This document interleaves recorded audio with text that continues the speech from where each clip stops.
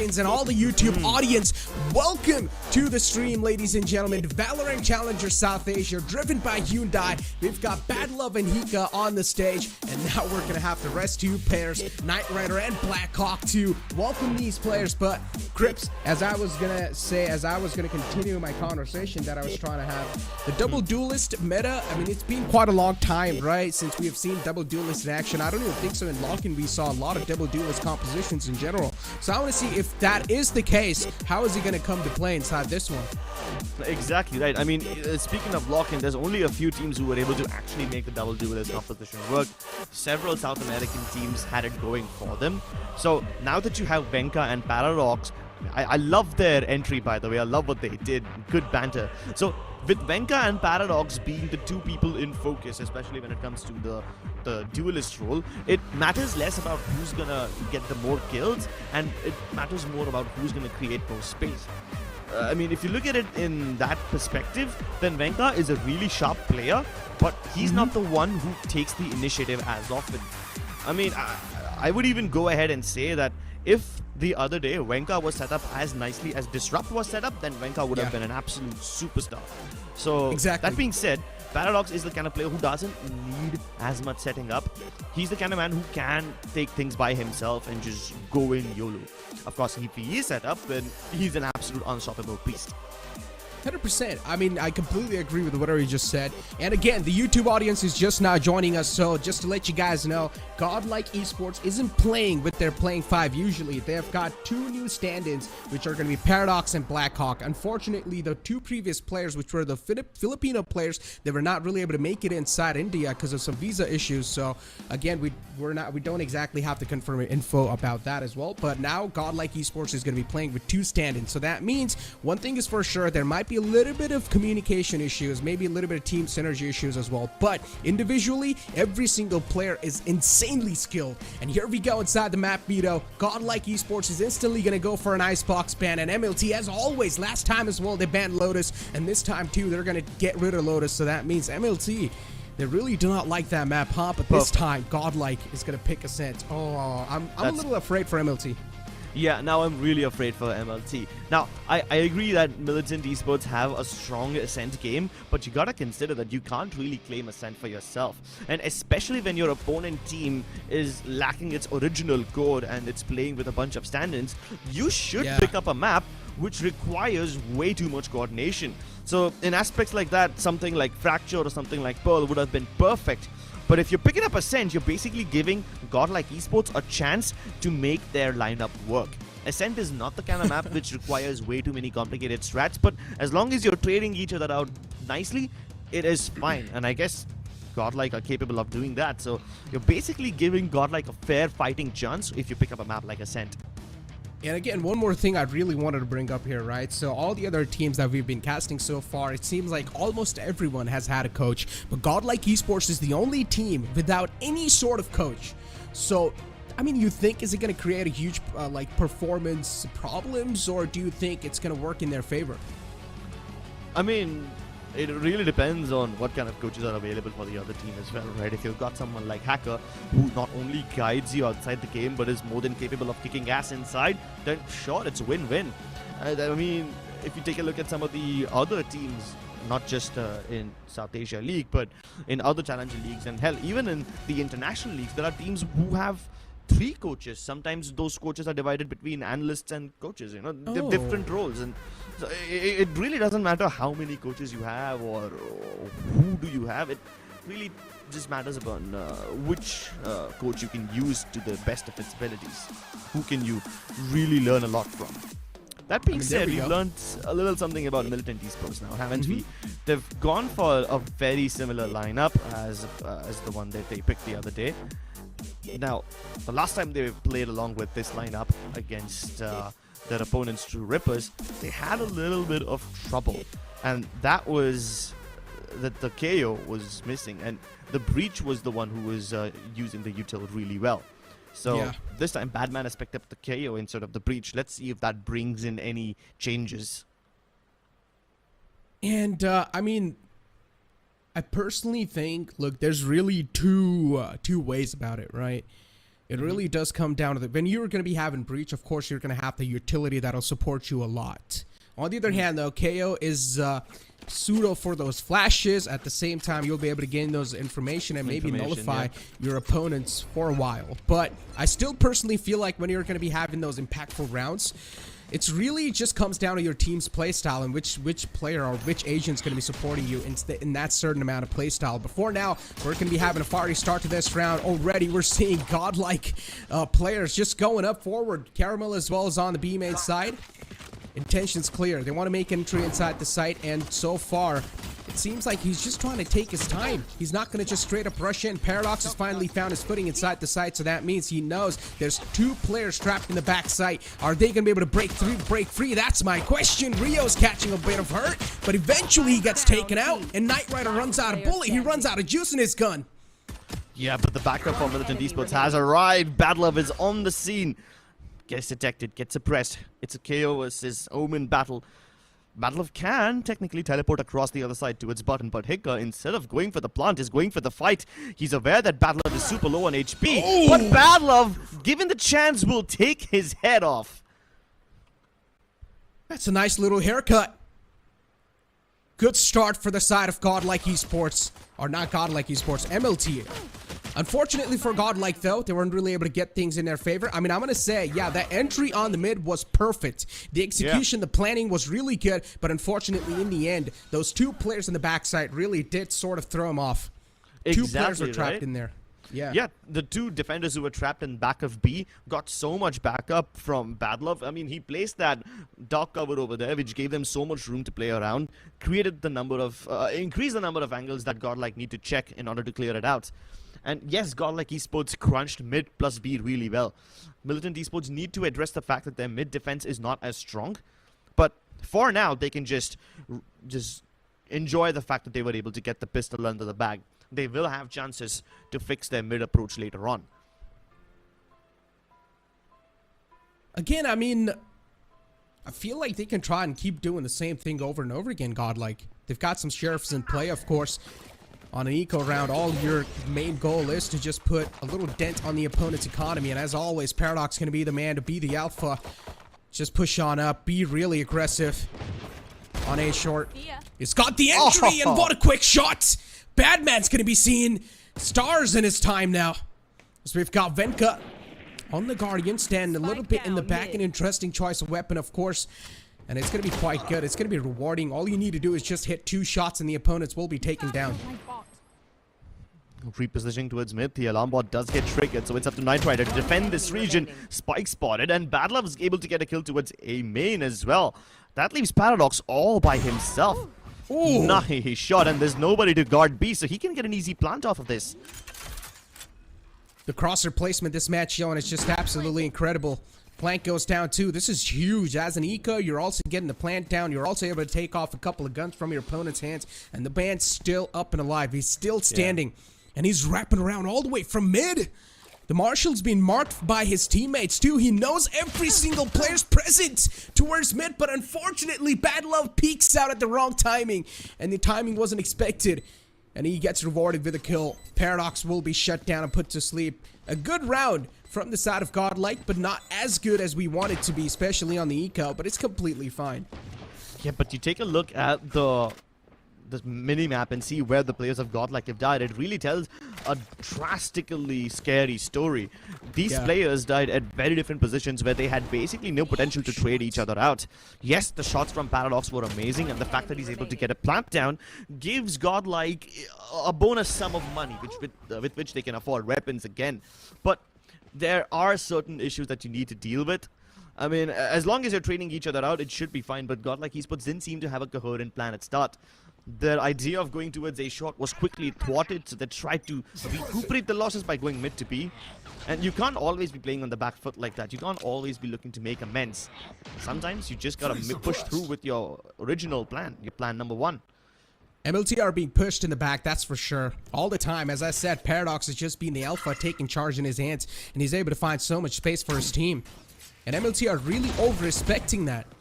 And they shouldn't be doing that. I feel like, personally, they should be trying to fight for the space. And look at this. The entire A side is just empty. They've only got Soa, which is Rio, which is way too close to that site, but no one else is going to be there. Paradox will make the entry. The entire A side controls and accurate away. And the problem is that MLT, they do not really have the guns advantage inside this round. Opponents has got the Vandals and Vandals on the play, on the deck. So that means it should be quite an easy round for the players. Godlike, this might just be a flawless one too. But still, one player's down on the both sides, so nothing can be said just now. Oh, Paradox going for those plays. He can see Rio trying to go for the drone and somebody else gets stacked up. This gives Paradox a chance to take aggressive angles, but they're being crushed right now, both from Heaven as well as Double Door. He gets pinged. Somehow it's up to Battlelove to make an entry over here, and he's doing a wonderful job of taking everybody's heads off. Hika, the odds are stacked against them. There's a smoke in the way, a million bullets being fired at him, and somehow he finds a gap, but it's not enough. That's huge from MLT. That is huge from MLT. He gets even even if they did not win that, that's still huge. They pretty much just took down the entire economy of Godlike.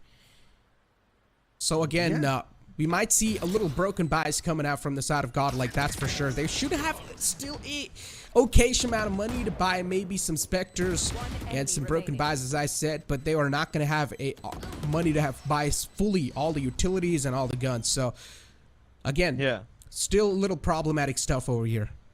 Credit where credit is due. That round was supposed to be stacked against Godlike. I mean, especially when Hika was left to his own devices. The fact that he clutched it out is amazing. Also, Caramel, such an annoying player to deal with. He basically kept Militant Esports grounded towards A shot and mid for a very long time, which bought crucial seconds for Godlike. Now, both the teams just brawling each other out towards A main.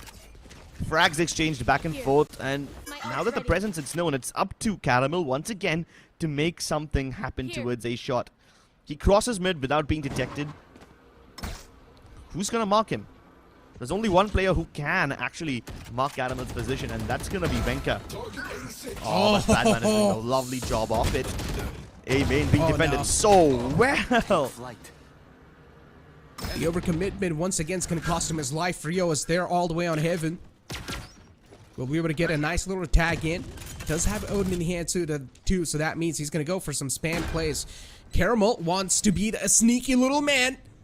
He wants to sneak up all the way near Heaven, but Knight Rider's flank is not expected, and Caramel will be shut down.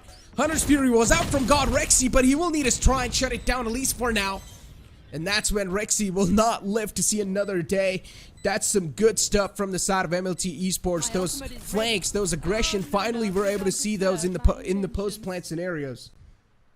Yeah, and this time the flank was wonderful.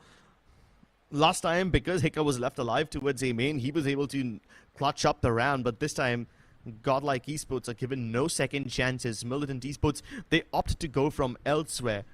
And that really just put a spanner in the works. The moment Rexy's Hunter's Fury was committed, it gave Militant Esports a good idea that Godlike are not aware about the flank. And that's what prompted them to just crunch it up quickly. Yep.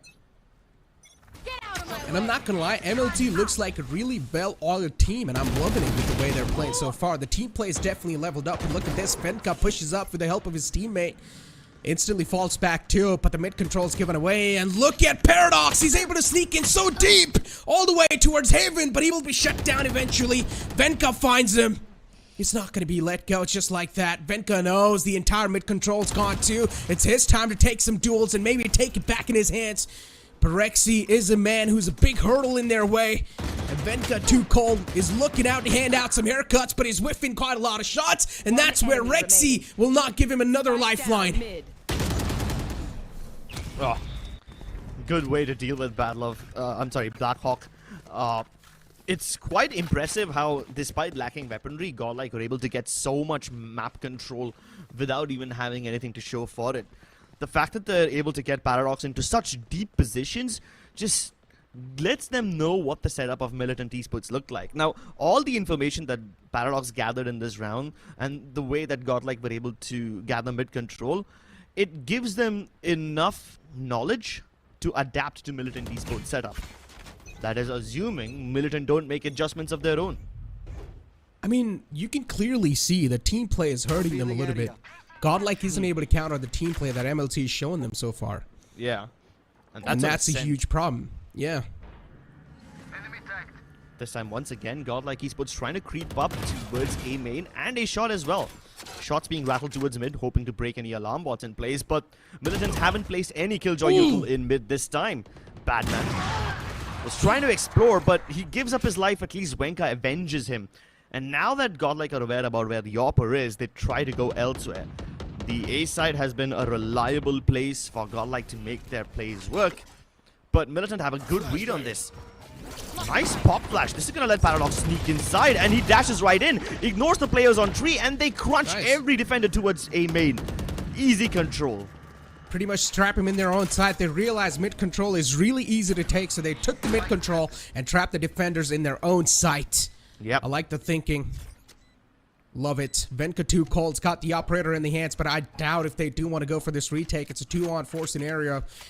And if they do, they're pretty much going to be handing out the operator to the opponents too. So this is where they might just take a little back step and go for the save, and that's what they're exactly doing. But Hika is on a hunt. He's on the prowl. He wants to sniff out the defenders.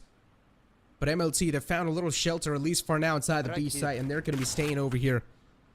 Keep this thing in mind. They still have a decent amount of abilities available. Hunter's Fury is up for Rio, so that means upcoming round shouldn't be that tough for MLT to try and pull something off.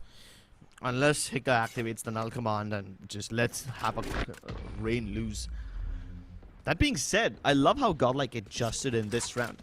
You see, Militant Esports always knew what was going on. The fact that they placed a smoke towards tree, it tells you that Militant Esports are aware about Godlike's position. But what Godlike did over there was a little unexpected. They pop flashed through it. That's fine. But Paradox rushes straight in towards the side using the dash and the cloud burst, which crunches the defenders. They never intended to fight towards 3. They just ignored that region, and Godlike went straight for the site. And this was only possible because in the previous round, Paradox was able to get all the way from A shot to 3 down towards the bottom of heaven. And this tells you Militant Esports have no presence towards 3 at all. I love this. This is huge. Look at the amount of information that's being gathered by MLT. They know there's no one present near tiles, and there's one all the way on the spawn. But it's still an easy stroll for the players of Godlike on the A side. They've got the A side control too. One player's all the way deep in, but the problem is now the Killjoy's stuck. She's all by herself. Nice shots from Caramel. Maybe he might just get the second one too, but Venka is not going to miss those shots. Shuts down the player instantly, but they're still on a little bit of HP deficit here. Godlike, they've got only 3 players up and alive, so that means man disadvantage is there. Yeah, but Godlike, instead of playing from the side, they're opting to play towards tree. Look at the aggressive positioning from Paradox. This is not a place that most people would check. Oh, but they go for it regardless. And Paradox is mowing them down. This prompts Blackhawk also to take up an aggressive position. And Knight Rider gets shallowed out. It's down to Rio. Gives away the sound cue. Now Godlike know exactly where he is, but the time pressure is on him. He knows about the positioning of Blackhawk, but he doesn't know where Hika is. Now the flash will reveal it, but they're not giving him the fight. They don't give him any chance. And when they finally do, it's together. The disciplined play coming in from Godlike. I just love it. Even Godlike now, as I said, it did seem like at the start they weren't really able to figure out the opponents, but now finally they're getting a nice little solidified look at what they can try and do over here inside of Sint. They're able to counter them pretty nicely. They're able to find those easy strolls on the site. As long as you get the site control, that's all that matters. And they are able to do so easily. Hika was just able to make it casual run on the site, on the A site. But again, as we all know, Beast on the mid this time, the presence was shown quite an aggressive way and quite in a proactive way. So Godlike, they might just try to counter that if MLT will probably try to pull it off once again. And this timeout is really needed for MLT because every single strat now is being read. Yeah, exactly. I mean, Godlike have tried to figure out what the chink in the armor of Militant Esports look like.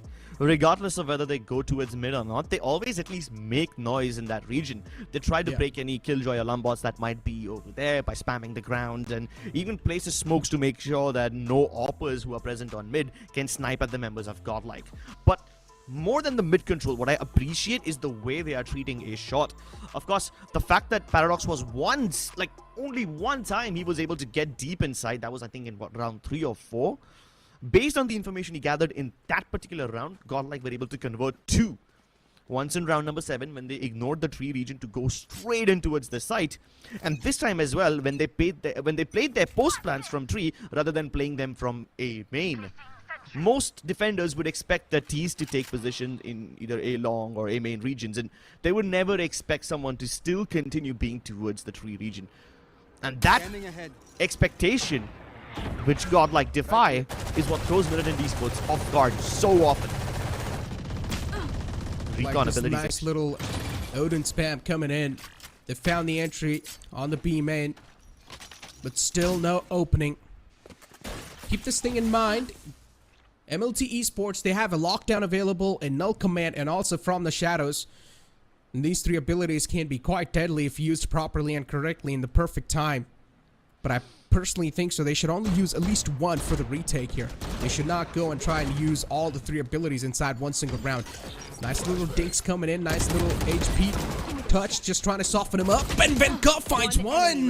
But the over-aggression this time was just almost being stopped. But Bad Love is now just trapped inside the site. And as always, they get the site control. A site control is just so easily taken. Knight Rider with the operator. I'm not sure how good of a decision this is, because it's a one-on-one situation. It's a one-on-2 situation. So he should definitely try and switch it over to a Vandal or a Phantom. Swamp grenade out. Well, first they have to make sure that no spike can be recovered by Caramel. Knight Rider's marking the angle. I mean, it might surprise you that a Killjoy is wielding an AWP, but I have to remind you, Knight Rider used to be one of the best AWPers in the country. At one point, he was a deadly chamber, so him picking up an AWP is not a surprise for me. That being said, I do feel a little bad for Hikka. You know, he activated the null command, hoping that it would shut everybody down, but they were just out of the range of his what do you call that? Radianite particles or whatever, the thing that suppresses you. And because not everybody was suppressed, there was still Blade Storm available on Wenka. Even Badler was able to place a smoke towards a shot, which really slowed down Godlike. Contact turret on the B main area. As soon as the turret takes the contact, the recon dart will be delivered and probably will go for some spams. But he's using the same recon dart over and over again, and that's why the recon dart isn't able to find any sort of value, but it's completely fine. You've got Knight Rider on the op. This man's just way too cold with it, and he will find another one too. Already the round started, and this man's on a 3K.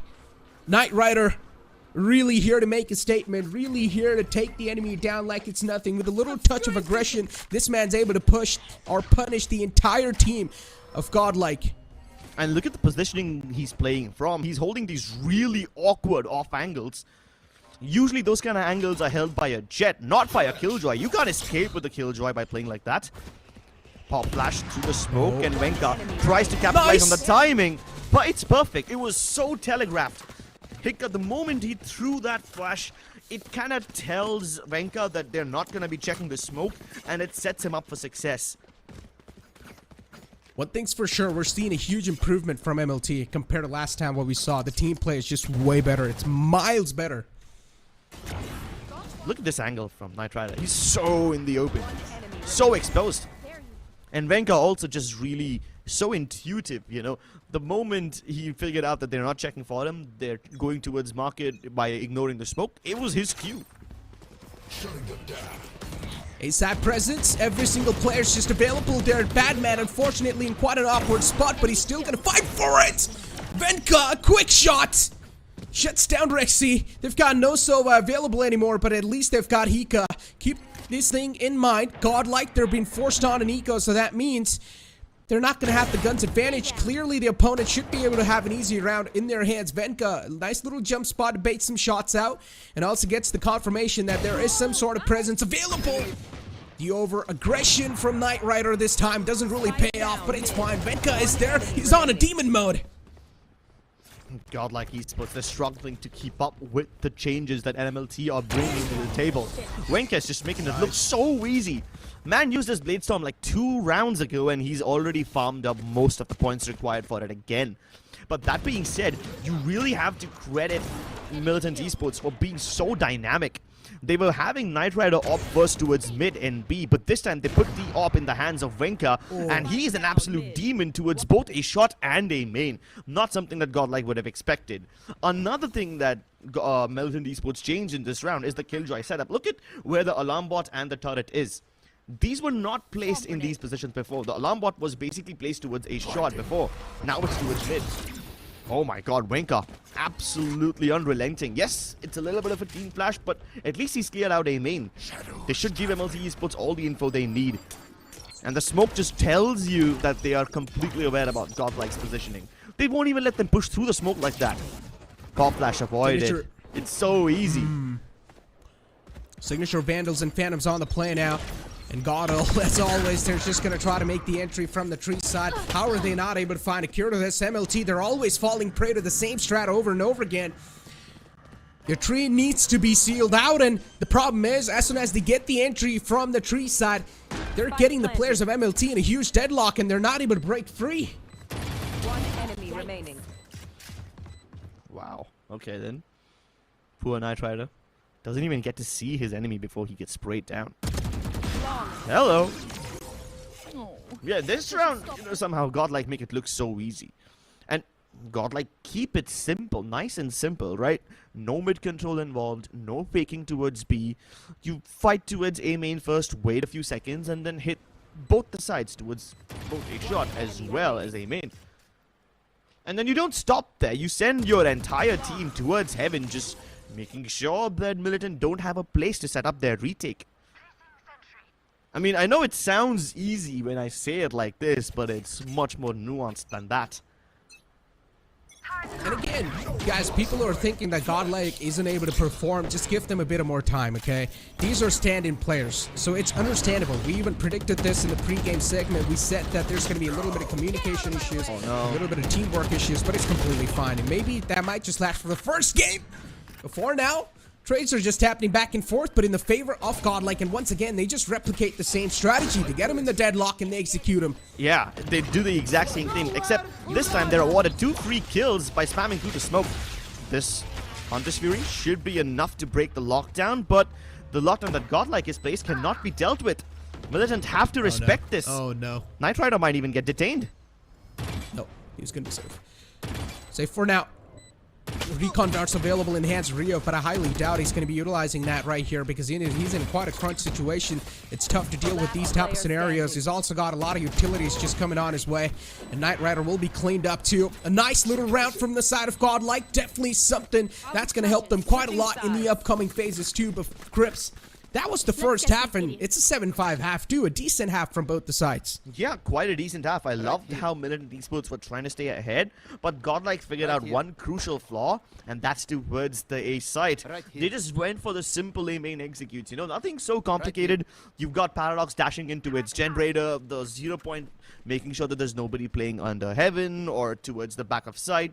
Those kind of things just really keep Godlike Esports in the same page, and it's surprising that Godlike were able to get 2 more kills just spamming through the smoke. That shouldn't have happened, and that really weakens Militant Esports.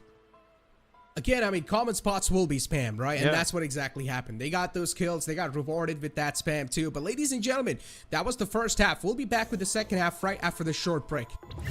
Hit for my wins, I need my hands. This life is real, can't play pretend. Hit most of these, I get it in.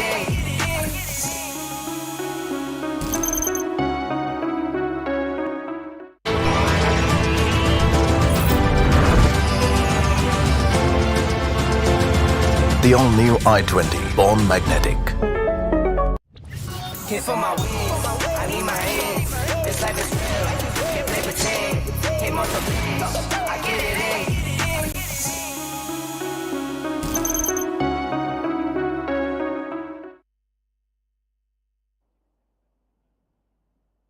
Welcome back into the second half.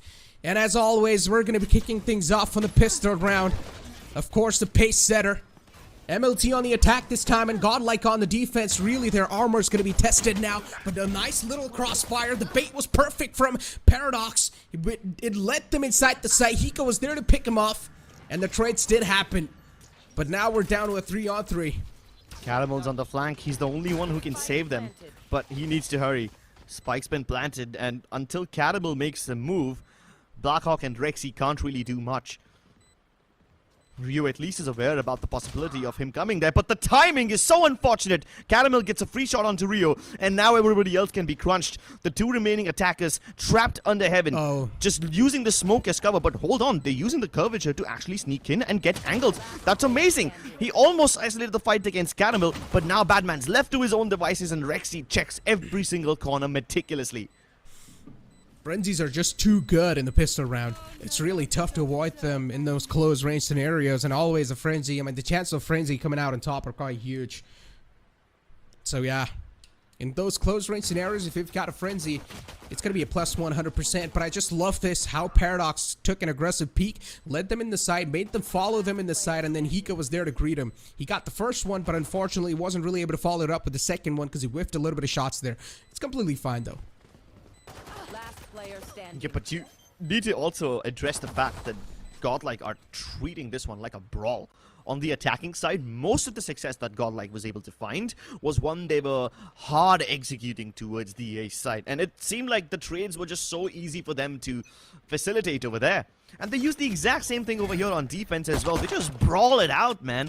Forget utilities, forget timing. Godlike just want to fight. Yeah, they just got a little alarm bot on the mid, so that means that's going to give the mid presence away, but they've got the Spectre in the hand, so that means the Spectres are just going to run the opponents down. This should be an easy stroll on the side, but no, Rexy! Oh, he shuts him down. That was a nice little shutdown coming out from the side of Rexy. Of course, a little glimmer of hope on the BO site was opened up, and that means MLT, there's a high chance they will be shut down now. They've got the last player up and alive. Knight Rider, who was on the flank, wasn't really expected in the back, but it's completely fine. Now the position's known, and Knight Rider wants to reposition himself. He's just trailing towards the mid side once again. Yep. I like this little setup. The players of Godlike showed up because they knew it's going to be a complete funnel on either of the sides, so they let the mid control be taken away. There was only one alarm bot on the mid. Godlike perfectly done. Yeah, and as soon as that alarm bot was activated, Godlike adjusted quickly. They knew for a fact that it's gonna be a mid plus B crunch, so they take the positions to defend lane 1 and lane 2 only. They don't even want to fight directly towards market. They would much rather let Militant Esports try to make their way outside and then clear the million angles which they have to face. Knight Rider made a good move by reflanking them later on after the alarm bot and everything is destroyed. You know, a position which Godlike wouldn't expect, but by that time, it's too little too late and the spike is dropped in no man's land. Oh my god. Info plays.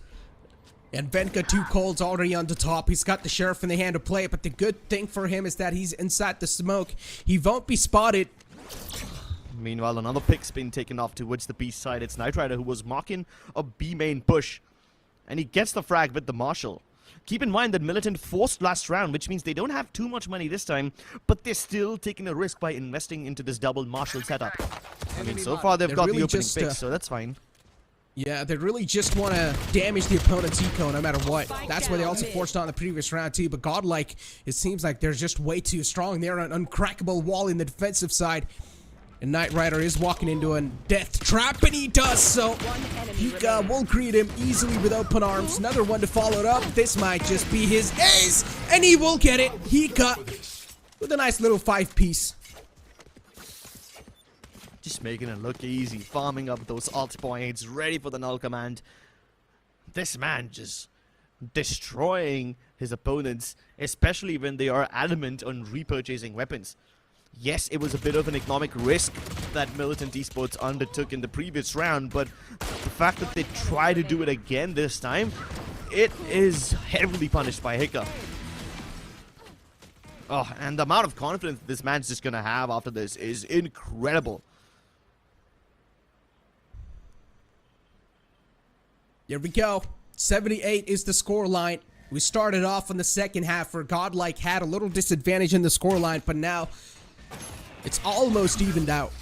Godlike, they have 1 round's lead, and look at Paradox. This man's holding a Bucky in the hand. Yeah, that's... Even though it's nerfed recently, but I'm still a little scared of that weapon. You never know when it's going to strike really strong. Exactly. It is such a salty weapon, dude. The only other weapon which is saltier than this is probably a shotty. Knight Rider holding the same angle towards despawn, but this time Militant Esports are not keen on picking up the fights with the Marshal like they did last time, and Godlike also double push instead of just sending one player to get information. Timing on Caramel is absolutely unfortunate. He was in the middle of falling back and then he gets caught by Knight Rider. The exact same thing that happened last round as well. Instantly the recall's being made. Look at her Crips. They find the opening on the B. And every single player is now being called back, so that means B executes going to be the play here. But Godlike, they're stacking up on the mid. He whiffs those crucial shots, and he will be cost with his life. But Blackhawk is still there, and Blackhawk needs to stay alive if the side control's taken away. And he's going to be going for quite a late take, quite a late flank, and he will be taken down. MLT, they get the side control and a flawless round too. And this is why I'm really scared of a lurking controller. If the lurking controller gets caught, the problem is that you're never going to have the other person to either retake or even execute a site. Yeah, I mean, I'm not sure if this Bad Love qualifies as a lurking controller, but the way he was shutting everybody down towards B-Link, it's incredible. On 3 separate occasions, the players of Godlike tried to enter Tiles and B-Link, and all 3 of them get taken down one by one. 2 of them by Bad Love, so really good defense by him. Badman and Blackhawk, they're still those sleeping giants, still those sleeping beasts. Haven't been able to activate themselves so far. I mean, do they really need to, though? They've got the duelists just doing a great job so far. Paradox is always trying to be proactive, a step forward. You've got Knight Rider holding the flanks on the side of MLT. Just wait for someone to push up. The turret contact was the play there. And Knight Rider's going to peek out no matter what for the info. It's got a nice little info that they've all at least fell back for now. And MLT, Knight Rider's the only man who's causing a little bit of distraction towards B, but Caramel is not going to be scared of that man. He pushes up right in his face. It's also pretty interesting that Godlike have closed the market door already. And people usually only do that when they want to not place the alarm bot towards mid, but they're doing that. And on top of it, Godlike have figured out where the most of Militant Esports are. The 0-point catches 3 of them. And Godlike have all the information in the world. They've got the man advantage too, so they really don't need to do anything now. The ball's in the court of MLT, and they are dropping it. Control command's activated, but they've got the op in play. A nice little flash to try and nullify the operator, but at least for now. But Hika is there in the back lines in the generator. He's just creating a lot of problems. And Rio, the only initiator alive, a cute little Sova, will be taken care of, gotten rid of.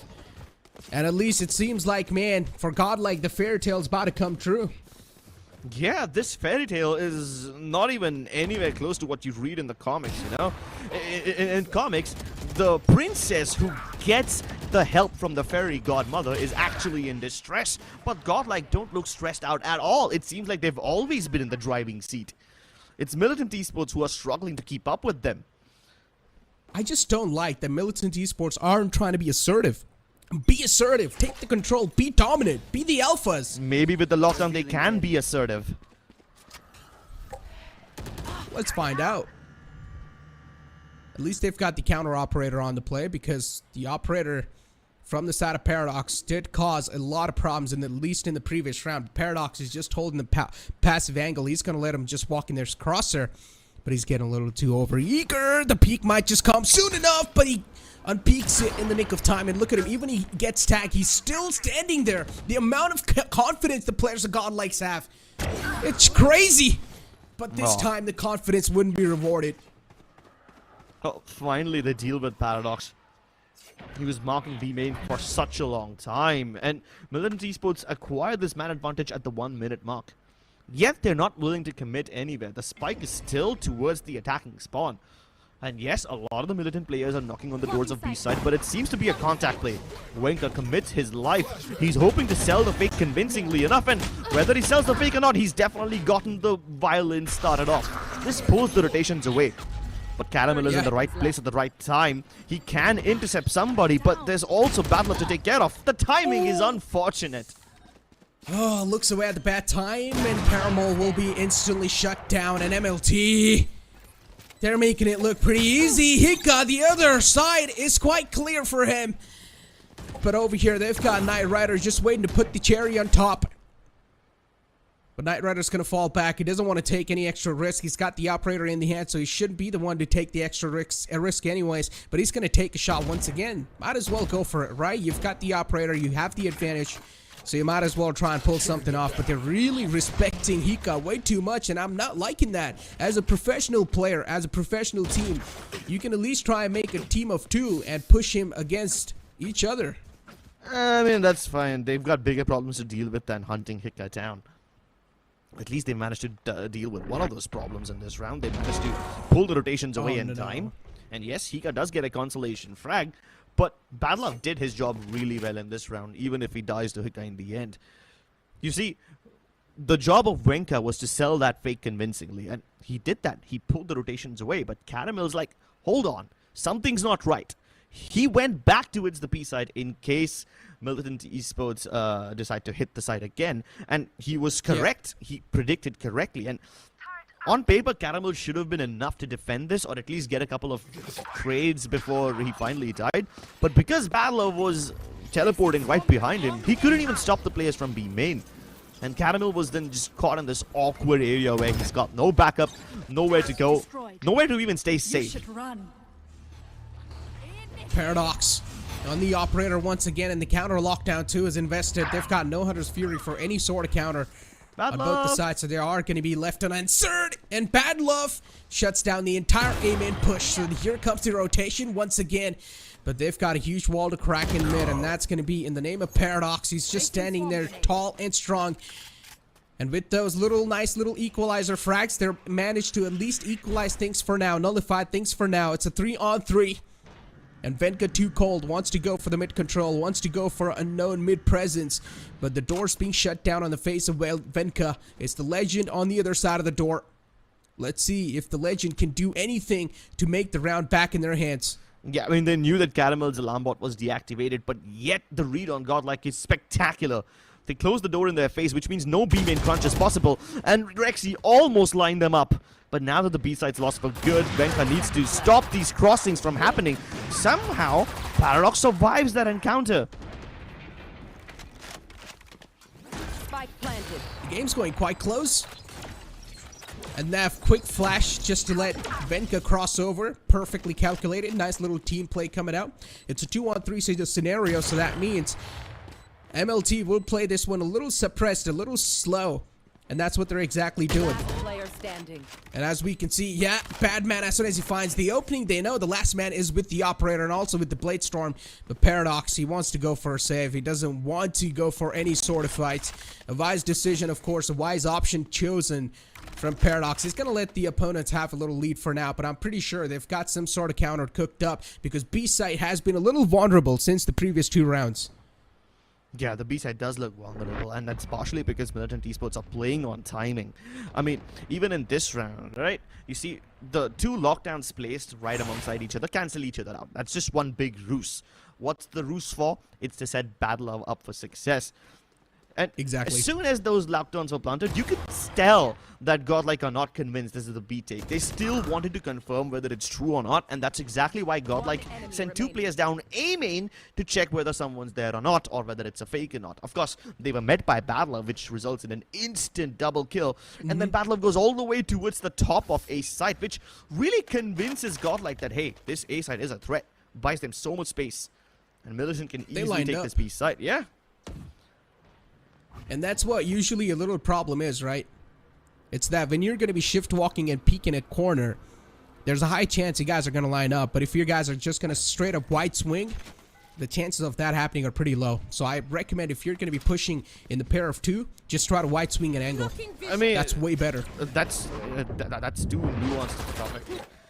I mean, the fact that Rexy had that read itself is good enough, but look at Hika now. He's trying to lure Knight Rider back, and Knight Rider might just get the kills! He gets it, but instantly gets traded out too, so that kill's not going to be that rewarding for him. The spikes also went down, and the scoreline's 10-9, so that means Godlike, they're really desperate to get this win in their hands. They do not want the opponent team to run away with the lead here, because as soon as they get the 11th round on the board, they will also have some sort of confidence that'll help them win these rounds. Nice little one-way smoke to stop that operator. At least for now, Rexy with the sheriff in the hand. He's got a lot on his shoulders.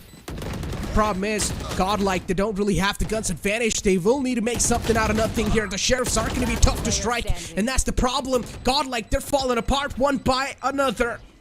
And the last man, Paradox, will go for a save, but Venka is on a trail. He's on a run. He's on the hunt. And this time, Paradox doesn't miss a shot. He catches the man slipping by. Another one, too, but Paradox, they've got him in a deadlock. He might just be taken down here, but no, it's going to be the answer. He's an absolute beast. Woo! I mean, you can't win the round, but at least you cripple their economy, so something's better than nothing, am I right? Those were some stylish shots for Paradox, though. He shouldn't have been able to get so many. But yet, MLT Esports inching closer and closer to victory. And they make it look so easy this time. It was quite a simple push from them, right? Unlike the previous round where they were all over the place towards A, towards B, towards mid, this time they kept it relatively clean. A quick flash and dash on the B site. MLT, they're done playing this one safe. They really just want the control. They're hungry for it. We're talking about asserting dominance, but this is not the way you want to assert it. Godlike's utility placement, the timing is just way too perfect. This time they're able to stop the B dominance. And now, MLT, they're in huge trouble. Bad Love wanting to challenge that angle. Because he got that double kill in the previous round, he thought he could do it again. This time, though, doesn't beat the same fate. Rio is doing a good job of getting these kills, but still, this spike is dropped in no man's land, and it's going to be so difficult to acquire it again. Paradox will just simply make it impossible. Paradox with the up is just locking down the B site. He's not letting anyone cross on over.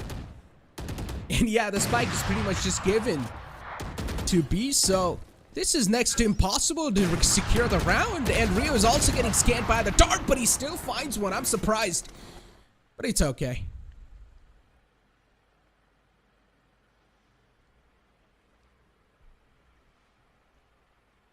I'm loving it. Oh, whoa. Nice. They've got cheering squads in the stadium as well. Man, I wish we were there. Me too. I wish I was there too, just cheering. Yeah. You know what? Maybe we could have cast it from the cheering side too. We would have let the people talk as well. What do you say? It would have been kind of cool. Interacting with the crowd. That's quite nice. Sick. Okay. Before now, it's a tactical timeout from the opponents. Godlike. Things are going in their favor as they know they've won the previous round, so that means that might just be the momentum breaker they were searching for so long. On the other hand, MLT don't really want to let that round hinder their mentality. That's why they've called this a little tactical timeout. They really do want to change things, switch things around. As we know, MLT's coach is Rexstreams, so he's going to try to come up with some new and unique ideas. Yeah, and Rexstreams is the kind of player who really does quite a lot to counter his enemy team. He's one of the best coaches when it comes to researching your opponent and then bringing a counter based on that. But unfortunately, what research are you going to do about Godlike? They haven't played any games before this. They're not even playing with their main lineup, so all your research is just nullified. It's going to be up to them to somehow come up with a counter on the spot.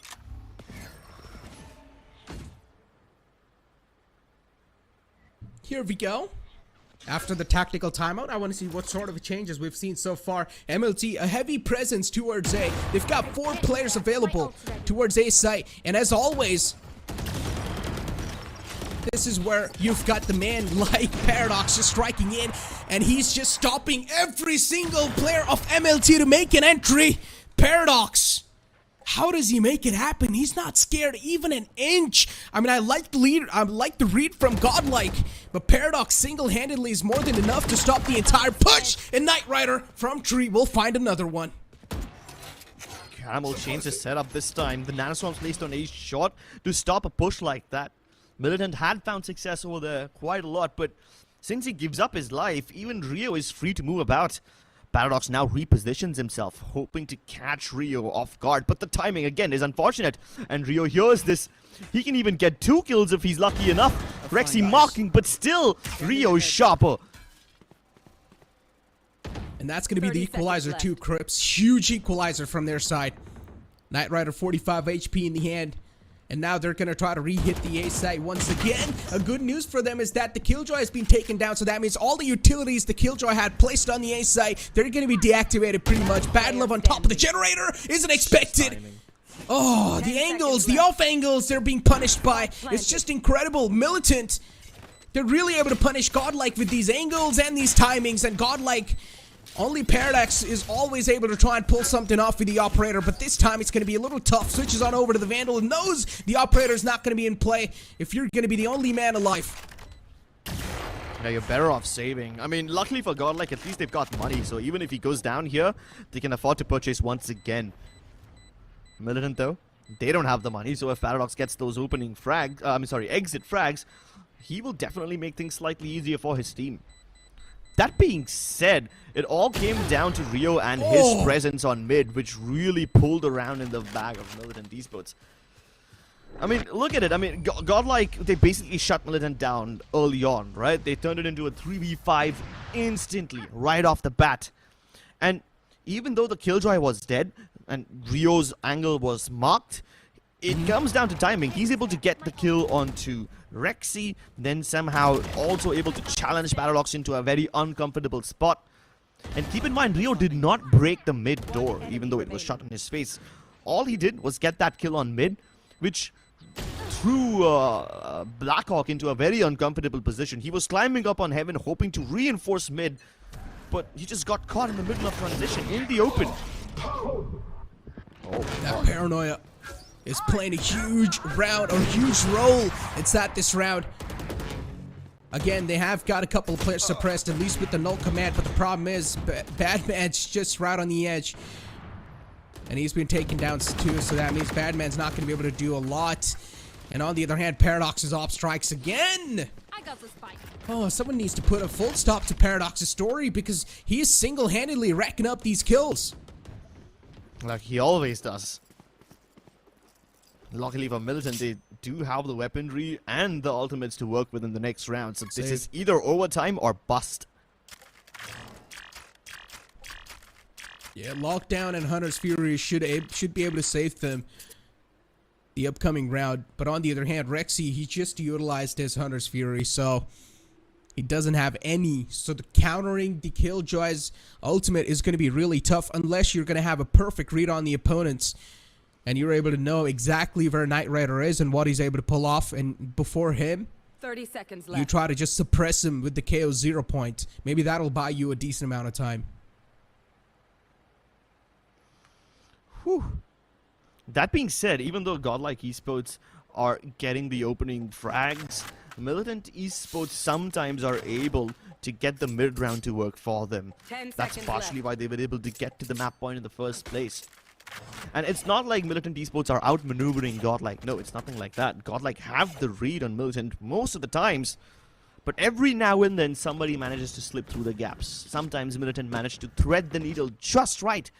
And it catches Godlike off guard, even though they saw that play coming from a mile away. All the people who are watching. Nice little Yeah. cute high waved by Kamaljeet over there. Yeah. Just saying Even- hello to all the audience. Yeah. Even Hacker's in the audience. I mean, I saw him watching the game. Yo, So, I can already tell he's cooking up some strategies, man. He's just sitting Yeah. down there. Even though he doesn't really have the notebook in his hands, but his brain's more than enough. It's Yeah. capable to put all the notes down. And he knows whichever team went from over here, he will need to find a kryptonite for the upcoming games. But let's talk about that later. They've got the lockdown in play. And as we talked about this, MLT, one big side for them is that the opponents do not have anything to try and counter this. There is Paradox maybe trying to push the limits, but that's not going to be the case. Paradox is going to fall back. An easy stroll on the site. MLT will get the site control, and the spike plant should be possible too. So that means it's all going to come down to the post plant. Yeah. And to get the post plant rolling, Godlike do have the Cosmic Divide. So nobody from Militant can afford to play towards A main because they will be locked out of the action. Hunter's Fury goes through. This should definitely put a spanner in the works of Godlike, and Rio is racking up the kills. He's making sure Godlike don't have enough space to set up this retake. And when they do find it, they try to suppress everybody else. This should prevent Blackhawk from placing down that Cosmic Divide at least for a few more seconds. but the time is running out, and with it, the hopes of Godlike as well. Godlike don't really have a lot of time, and finally now the Cosmic Divide's invested too. The amount of time that's being brought, all Godlike need to do is just get this entire site in their hand, and they have done so far. But the problem is, MLT with this judge, it's gonna be a really punishing score, and that's what exactly happens. Rio also manages to knife someone. Oh boy. Rio with that knife, and he also got a nice little 4-piece if I'm not wrong in that previous one. So Rio steps up huge for his team in that last round and saves the day for MLT Esports. MLT, they get the first map in their hands, and the way MLT have stepped up is of course quite huge. We didn't expect to see such sort of a team play from MLT Esports, considering how their showcase match was inside the entire BCSA. Yeah, Militant Esports really struggling to get this map in the back, but they make it through in the end. Godlike Esports made them sweat. And it comes down to Rio and his abilities to dance around the Cosmic Divide, jiggling across that tiny gap, and gets that 4K. Not just that, he also adds insult to injury by getting the knife kill onto Rexy. Now that is something I didn't see coming. Well, we definitely didn't see a lot of things coming, right, Crips? But we'll have this conversation going on right after this short break. Hit for my wings, I need my hands. This life is real, can't play pretend. Came off the beach, I get it in.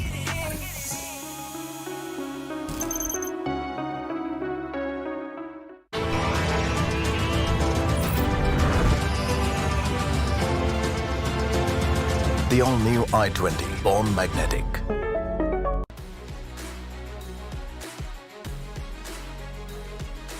Making dreams come true and memories happier.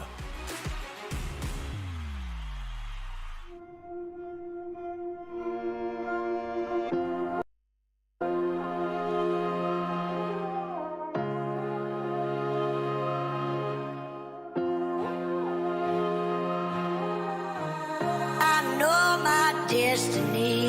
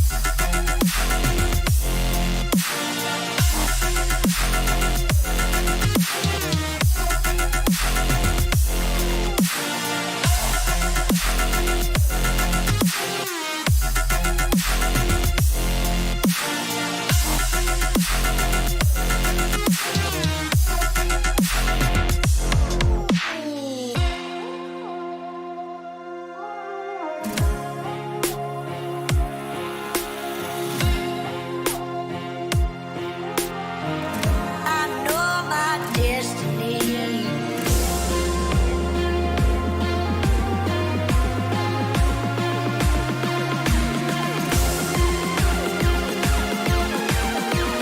I know my destiny.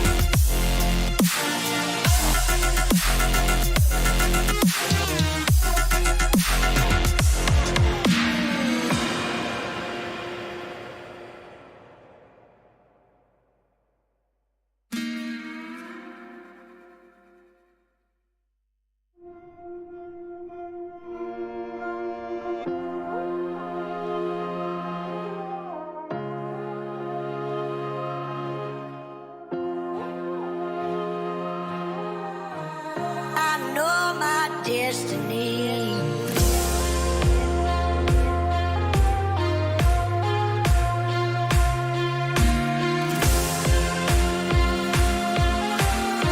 I know my destiny.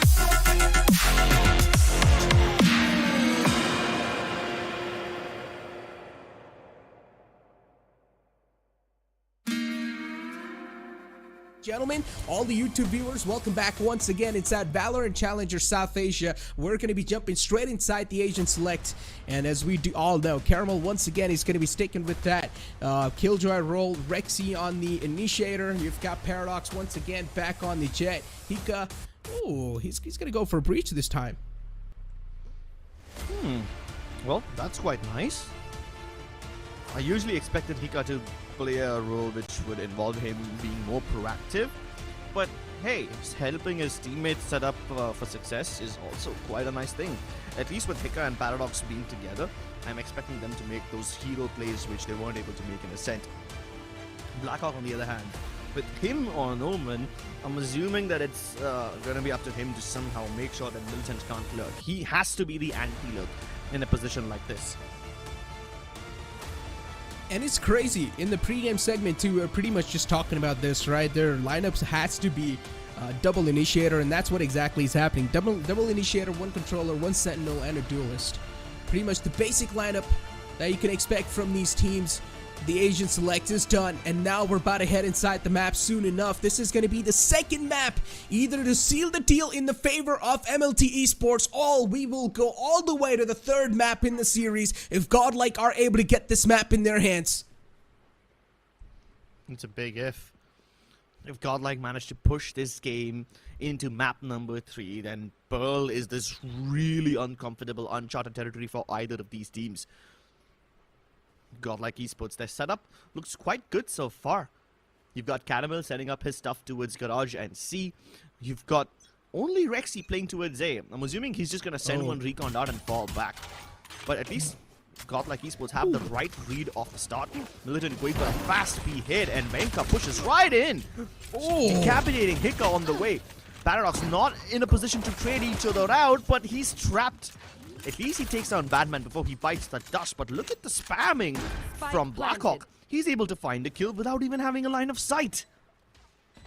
B-side closed out by MLT. They've got the control, also got the spike down. Post plant kicks in quite early. That was quite a nice little proactive control on the B-side. Usually it's quite tough to expect the B-side control right off the bat, and that's what the players of MLT did. Expect the unexpected is what MLT is trying to push the lesson on the players of Godlike. Is going for the defuse. The smoke is there to try and help Rexy a little bit. It's made all the way halfway, but Rexy shuts down the man who tried to close in. He's also got a frenzy in the hand, but unfortunately the gun's dried up. And Rio inside window. He tried to do something, but Caramel is still up and alive. The last glimmer of hope, which is fading away. Good stuff by MLT. There was a stack from Godlike on the B side. There were two people ready to intercept, but both those players got isolated. Paradox was just a tad bit late to help out his fellow teammate, and by that time there were already players behind him. Rexy too, sticking the defuse in the smoke was really brave. He was half hoping that people would push him right off the bat, and while they were focused on the spike diffuser, that's when Caramel would come in and sweep up them from behind. Unfortunately, those two things did not happen together. And even considering this is the second map of the series, now the pressure is going to start a subside. Godlike, they know the opponent, of course, is all the way towards C-side. The information's also given away. Do Godlike really want to commit to this push? That's my question. Yeah, exactly. Paradox falls back and lets him do their decisions, but eventually he wants to go for a proactive control once again. They're gaining a lot of map control right now, and also they're also gaining a lot of vital information. And MLT to find the opening on the B, and once again they're just gonna straight up stroll inside the B side. Not good for Godlike, of course, but this is just the eco round, so even if they do end up losing this, it's not gonna hurt him a lot. And look at how deep Militant go. They don't just take the front of B side, plant, and then fall back. They also go all the way towards Garage, go towards the back of side. This, like I said in the pre-game segment, you need to take away the space from Godlike to help set up their retakes, you know. I said this for Militant. I said that they are the ones who get uncomfortable when Godlike pushes in deep. But, I mean, they're using their own weaknesses against Godlike. I guess it applies to them, then it applies to everyone. MLT are being quite assertive, and I'm loving it. They're being quite dominant inside the attacking side, at least in the first two rounds. That's what we're able to see. But this is where the test will really be conducted. Are MLT going to be as assertive as they were in the first 2 rounds, or are MLT going to slow the pace down? That's what I want to know, because now the Vandals and Phantoms are in play for Godlike. So the firepower is going to be a little bit more strong compared to the previous 2 round. And Godlike, on the other hand, instantly, they're just going for the aggressive peek, because Godlike, no, MLT, they're just trying to replicate the same strategy over and over again, and Venka gets shut down. Venka, the overcommitment, the teammates weren't there to try things out, and Venka is not going to be able to find anything. Yep. The weaponry advantage really putting a spanner in the works for Militant. Oh, but the moment I say that, Knight Rider uses his Spectre and creates some magic with it. But does he have enough magic to complete this trick? Can he pull a rabbit out of the hat? 1 enemy remaining. Not Spike anymore, at down least not for mid. real. Elevation from Blackhawk not expected by him. And at this rate, Oh my Knight Rider God. is deadly. He's even got the opportunity to go all the way to its seaside, but unfortunately the spike is not in his possession.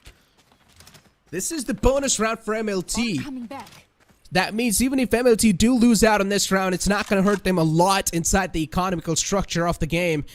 And Knight Rider, he's already quite happy. His bullets of pain are just shredding through Godlike's armor. 30 seconds left. And the players are falling apart one after the other. And it seems like he's also going to go for a Phantom save. Trying to be a bit of a team player here.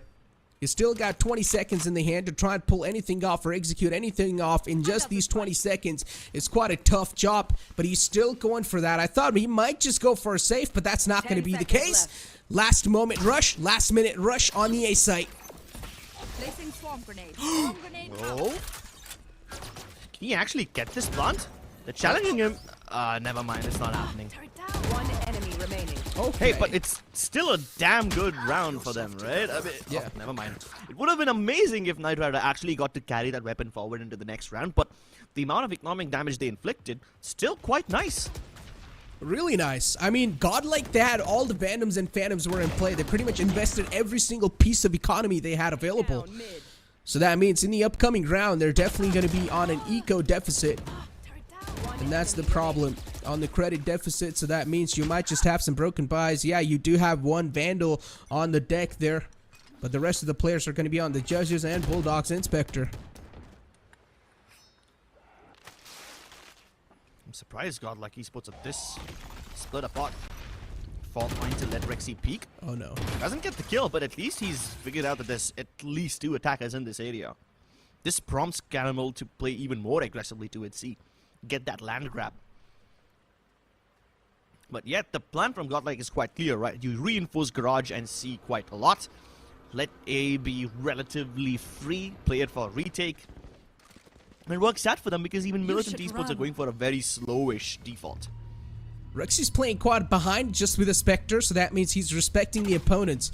Godlike, they are going to let him have the A-side control, and Rexy even knew that lockdown's going to be invested, so I might as well just play all the way in the Haven. Even if I do get detained, it's not going to be a problem. And that's what exactly happens, but look at this push from Blackhawk! From the shadows, utilized, is he expected in the backlines? That's what my question is. And no, he's being unchecked, but every single player from the side of Godlike is on a flank. So even if that from the shadow was utilized, that's only going to be used to chop off that 1 single player who was in Haven, which is Rexy. But Rexy too sniffs the man out. Militant are just really surgical right now. Leaving nothing to chance, playing so methodically. Okay. Okay, like...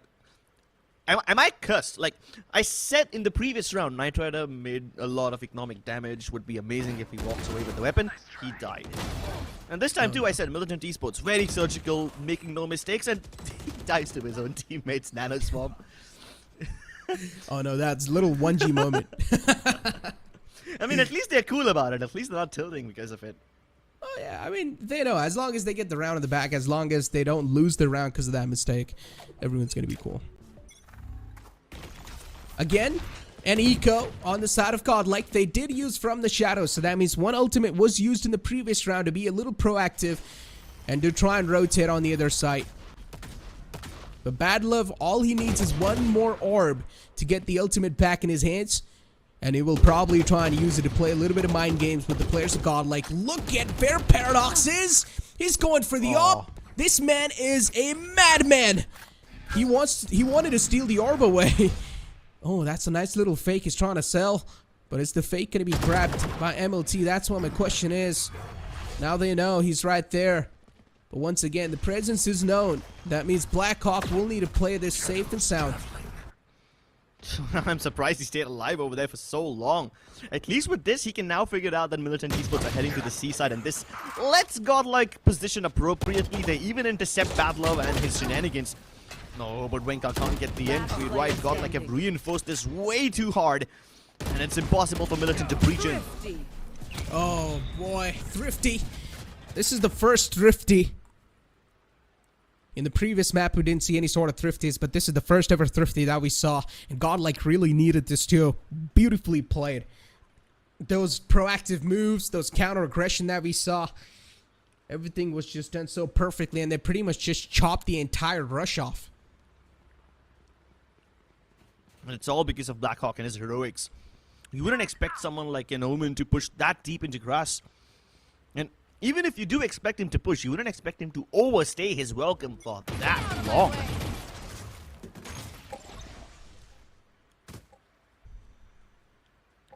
Bladestorm used. Venka towards the garage area. MLT, a huge change in the pace this time. Letting their thoughts kick in. And now the Bladestorm's going to lead the charge. Venka's got a lot on his shoulders, so that means this man has to be the one to open the fray up. Rexy is instantly conveying the call to. You can see in his webcam, he's just shouting at his teammates. Guys, it's going to be an A execute. And it is. MLT. A side taken easily in the hand, and now everything will be played on the post plant. Godlike, a lot to look up to. If somebody gets tagged up by that drone, it's going to be a disaster. Rexy can let the Hunter's Fury through. Ooh. No, but Wenka went in by himself.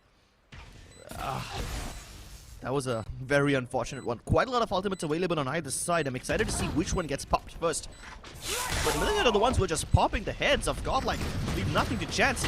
Rolling Thunder goes through, and this should prompt the aggression. But Caramel's already coming in from the back lines, and he's not alone. He gets there to back him up. Badlove shuts them both down. Somehow Blackhawk is still alive inside the smoke, playing around the dark cover. But can he bring the light forward? Can he be the example that lets Godlike come through? No, he isn't. Militant, hang on. Militant. Oh boy, they're always just able to take these rounds in their hands, and Godlike, I'm pretty sure they're getting slowly and steadily annoyed by this. And as you do look at the replays too, the smoke was not too perfect from Badlove, and that's why Paradox was able to abuse it a little bit, found the opening, instantly fell back, but eventually Badlove was able to capitalize and pretty much equalize the thing there. He got the trade for himself. But as you can see now, Godlike, they have 4 ultimates available, Crips. This is huge. They can play for the retake easily if they want. The first one's been popped already, the Bladestorm in effect. Oh, and Paradox can hear everything. He's given information to his teammates that there's at least 3 members headed towards C. Little does he know that it's the entirety of Militant Esports, and he's on the flank. He uses the Cloudburst to make sure that the turret doesn't mark him cross, and he might just go unchecked. Both the Hunter's Fury are popped at the same time. Laser beams across the floor. Oh my and it's God! Godlike who is letting Paradox sing the song of death. No, this isn't demonic. This is straight up satanic. Oh boy.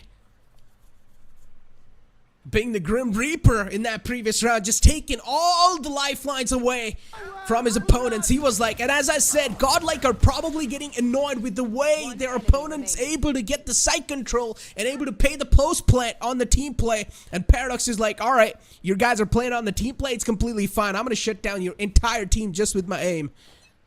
Yeah. And so smartly just uses the Cloudburst to cover the turret. Nobody could see his entry. Oh, but poor Badman, he's been spammed down to 34 HP already. Even Knight Rider, super low on health. It's just a few seconds in the round. And Militant have already lost most of their head points. Now, this is quite a slow one. I mean, I thought Militant would make a fast speed push, but instead they're trying to approach Garage. Badlove dies towards mid. Are you serious? They're re-aggressing. Caramel is unstoppable. Yeah, just asserting back the dominance, and this is exactly what I'm talking about. You are not supposed to give a lot of map control away, and Godlike this time, they're just done giving the map control. They really want to play this one proactive. They want to assert the dominance back, and that's what they're doing, Paradox. This man is pushing limits. And Yeah. as always, just comes out victorious with his heroics for his team. Yeah, and this time I can't even call it heroics, right? Hero is when you push out alone. Godlike had everyone fighting aggressively. All of them woke up and chose violence. There has been heavy mid presence from Godlike over the last 2 rounds. And this time it's finally time that Militant do something about it. They've taken this tactical timeout. Hopefully they will address the Godlike mid aggression. But what could be the counter to this? Do Militant hold defaults? Do they re-aggress in some other part of the map? There's plenty of options on the table, but there's no ideal one. This timeout is definitely to have a little chat with the Rex streams and try and figure out an upcoming strategy. Let's see what sort of a new little strategy they're going to come up with, because MLT definitely on a little struggling phase after Godlike has decided to be a little proactive and go for those aggressive plays. And that's what I personally think. Like, I understand if you're going to try to play for retake, but personally, as a player, I feel like you should only go for retakes when you know the retake is 90% possible. And that's when you're going to be having those retakeable abilities, for example, Lockdown or those Rolling Thunders. But Godlike, even though they have those, they're still going for that proactive move. That just tells you how much Godlike is willing to fight, how much they're willing to draw blood. Okay. This recon dot doesn't reveal much, but again, Godlike do not step off the brakes. Caramel goes all the way inside. Of course, he gets traded, so that's a good readjustment from Militant. You can see how keen Militant are to continue playing their defaults. But as soon as Godlike cut aggression on mid, they re-aggress towards both C and A main, and Rexy wins the fight. Can he fall back in time? Yes, he just escapes with the nick of his life, and he tries to re-aggress a bit too much, and Rio finally punishes him. But still, MLT, it seemed like they were on an HP deficit, and they still are going to be, because that was an equalizer frag. Paradox Op strikes again like lightning. But he's got the Rolling Thunder available as soon as he hears about the player. Is he going to use it or not? That's my question. He's also got a lot of utilities in the hand and also an Aftershock to try and deny the plant, but it's not going to be needed. This man will just take him down solo behalf of his aim. And not even a single piece of utility utilized by the breach. Not at all. Yeah, but Godlike, I thought that they would continue their aggression towards mid, which I was correct about. But what I did not expect was them to push out A main and C long at the same time. Most teams do not do this. Most teams aggress one place at a time. There's a push and pull mechanic that gets deployed by almost every single defender. Godlike ignore the prime principle. They ignore that push and pull principle and they just send it in. Yeah. Wilson would have never seen this coming. They're fighting for the map control, and I'm loving it. Godlike knows as long as you've got a lot of map control on a triple-sided map, that means it's going to pretty much just help you secure that round. Yeah, but I agree they want map control, but this is just them wanting it a bit too much. To the extent that they are greedy like this. And hey, I like greed. But this time all of a sudden, Godlike cut the aggression. They played quite passively, waiting for Militant to make the first move. I mean, of course, they know that Militant are on an eco, so they wouldn't want to over-aggress and walk into a trap set up by Militant. Godlike are more than happy to just chill back. I just love it. They've given the entire B-side control. They've only got one little alarm bot settled up near B-side, while they've also got one smoke to make sure the opponents aren't going to get any sort of info just yet. And yeah, the A-side read is done perfectly. One player's in the backside. We've also got Hika taken down, so that's a good opening. But Rexy on the backside might just cause a lot of issues, but that's not going to be the case. The Sheriffs aren't going to roll in like it's nothing, and it's going to strike a lot of players down on the site. 2 players taken down, but it's completely fine. Caramel finds the opener. It's going to be the equalizer too. And Godlike with the operator. This might just be their round because, as I said, the operator has to be the difference maker inside this one. But Paradox isn't quite enough with Rod. And what a shot! The drop down comes in, but it's not going to affect him at all. I like what he tried to do here, but still quite risky. Yeah, it was a risky move, but the odds were stacked against him. Militant pull off a thrifty. Is this the second thrifty they've had so far? Yep. it's incredible, right? 0 in the first game, and now in the first half of Haven, you've got 2 already. And that's what happens when Godlike cut aggression. Yeah, the first one was by Godlike, and now it's by MLT, so... Oh yeah, okay, it's the second one. Yeah. They both do each other dirty once. But yeah, I mean, you see what happens when Militant are able to crawl in. It's not even like they executed in with all their util. They creeped up towards the mouth of A main and A short first, almost like they were making a contact play.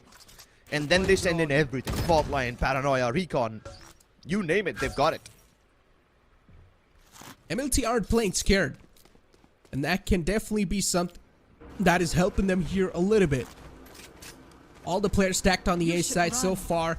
Godlike haven't really got the read done, but here comes the lockdown. And this is an interesting one too. Rexy does have a little pocket he can play around with, but the smoke's going to shut him off. So that means Rexy's angle that he's been holding is going to be pretty much deactivated. And they also get the side control in hand, and now it's all down to MLT to try and devour the entire defensive side, but that's not going to be the case. Rexy starts off with a bang.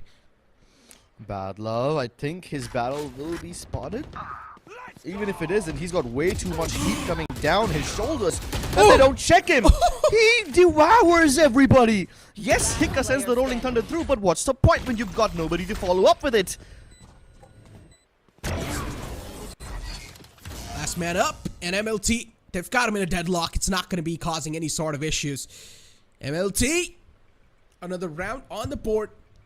And always, it's these little tactical timeouts that are being called, and then you see a huge change from the side, and then they're always able to just roll through. MLT's tactical timeouts are really proven out to be quite precious for them.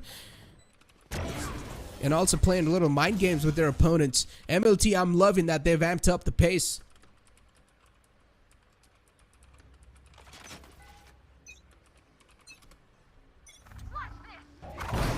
Oh my god, this is a fast one from either side. Paradox rushing down C-Long, and so much counter-util is being thrown at him by MLT Esports. Almost the entirety of the team is present here. And just with utilities exchange, they push each other back, but Paradox very keen on pushing through. Presses the attack. Badman trades it back, but this sort of aggression from Godlike tells you how many people are present on C. You saw the Breach util, you even saw the Omen util come through, so Militant should have enough info to make adjustments. They definitely know Breach is there. That's one thing. And Godlike try to counter aggression with aggression. And once again, MLT, they're stacking up outside A. Scanning ahead. Rex is going to toss in a recon. Just wanting to gather some info. He doesn't know if the B control is taken away because the alarm bot that was near B, it's gotten rid of. So they're still thinking that the B control's been taken away, but now he's finally going to have some sort of an idea, some sort of a semblance that there is an A take coming in soon enough, but Rexy's still way too worried about the flank from B. But eventually he's not going to be able to. And there we go. A side taken in the hand. And MLT, now it's all going to come down to the post plant. Hunter's Fury is available. They've also got the lockdown. It's going to be an exchange of abilities. Okay, so this lockdown at least gives them a little bit something to work with, but luckily the counter Hunter's Fury doesn't catch anyone, so Militant have all their players. 4v4, it's time to press the attack. Animal drops straight down to hell. Into the Nether Realm. Wenka goes out, doesn't respect the crossfire, and he gets instantly punished for that. Yes, Bad Luck comes through with the trade, but this could have been disastrous. Oh, what? By himself. That's huge. And they make it work. That was a big move by Badlove. As soon as he got stunned, he pretty much teleported inside the smoke. And the timing also worked in his favor.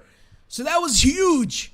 And Badlove pretty much saved the day for his team and worked around with his teammate. But the first half, again, we're left with a lot of question mark, Crips. And I feel like nothing can be said confidently just yet. The second half is going to be way too entertaining. And guys, if you guys want to take a look at the second half, you guys will need to wait a little bit because we'll be right back after the short break. Hit for my wins, I need my hands. This life is real, can't play pretend. Came off the bench, I get it in.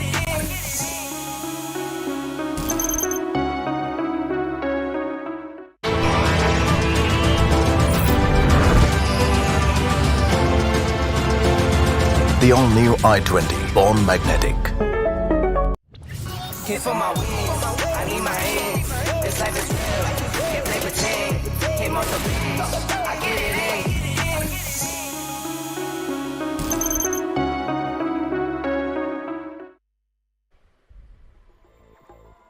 Welcome back, ladies and gentlemen, into the second half. That's about to begin soon enough. And Crips, I mean, first half, quite an interesting one. MLT, I love that they're able to read what Godlike's trying to put up to the table, but even Godlike, they're trying to bring a little mix.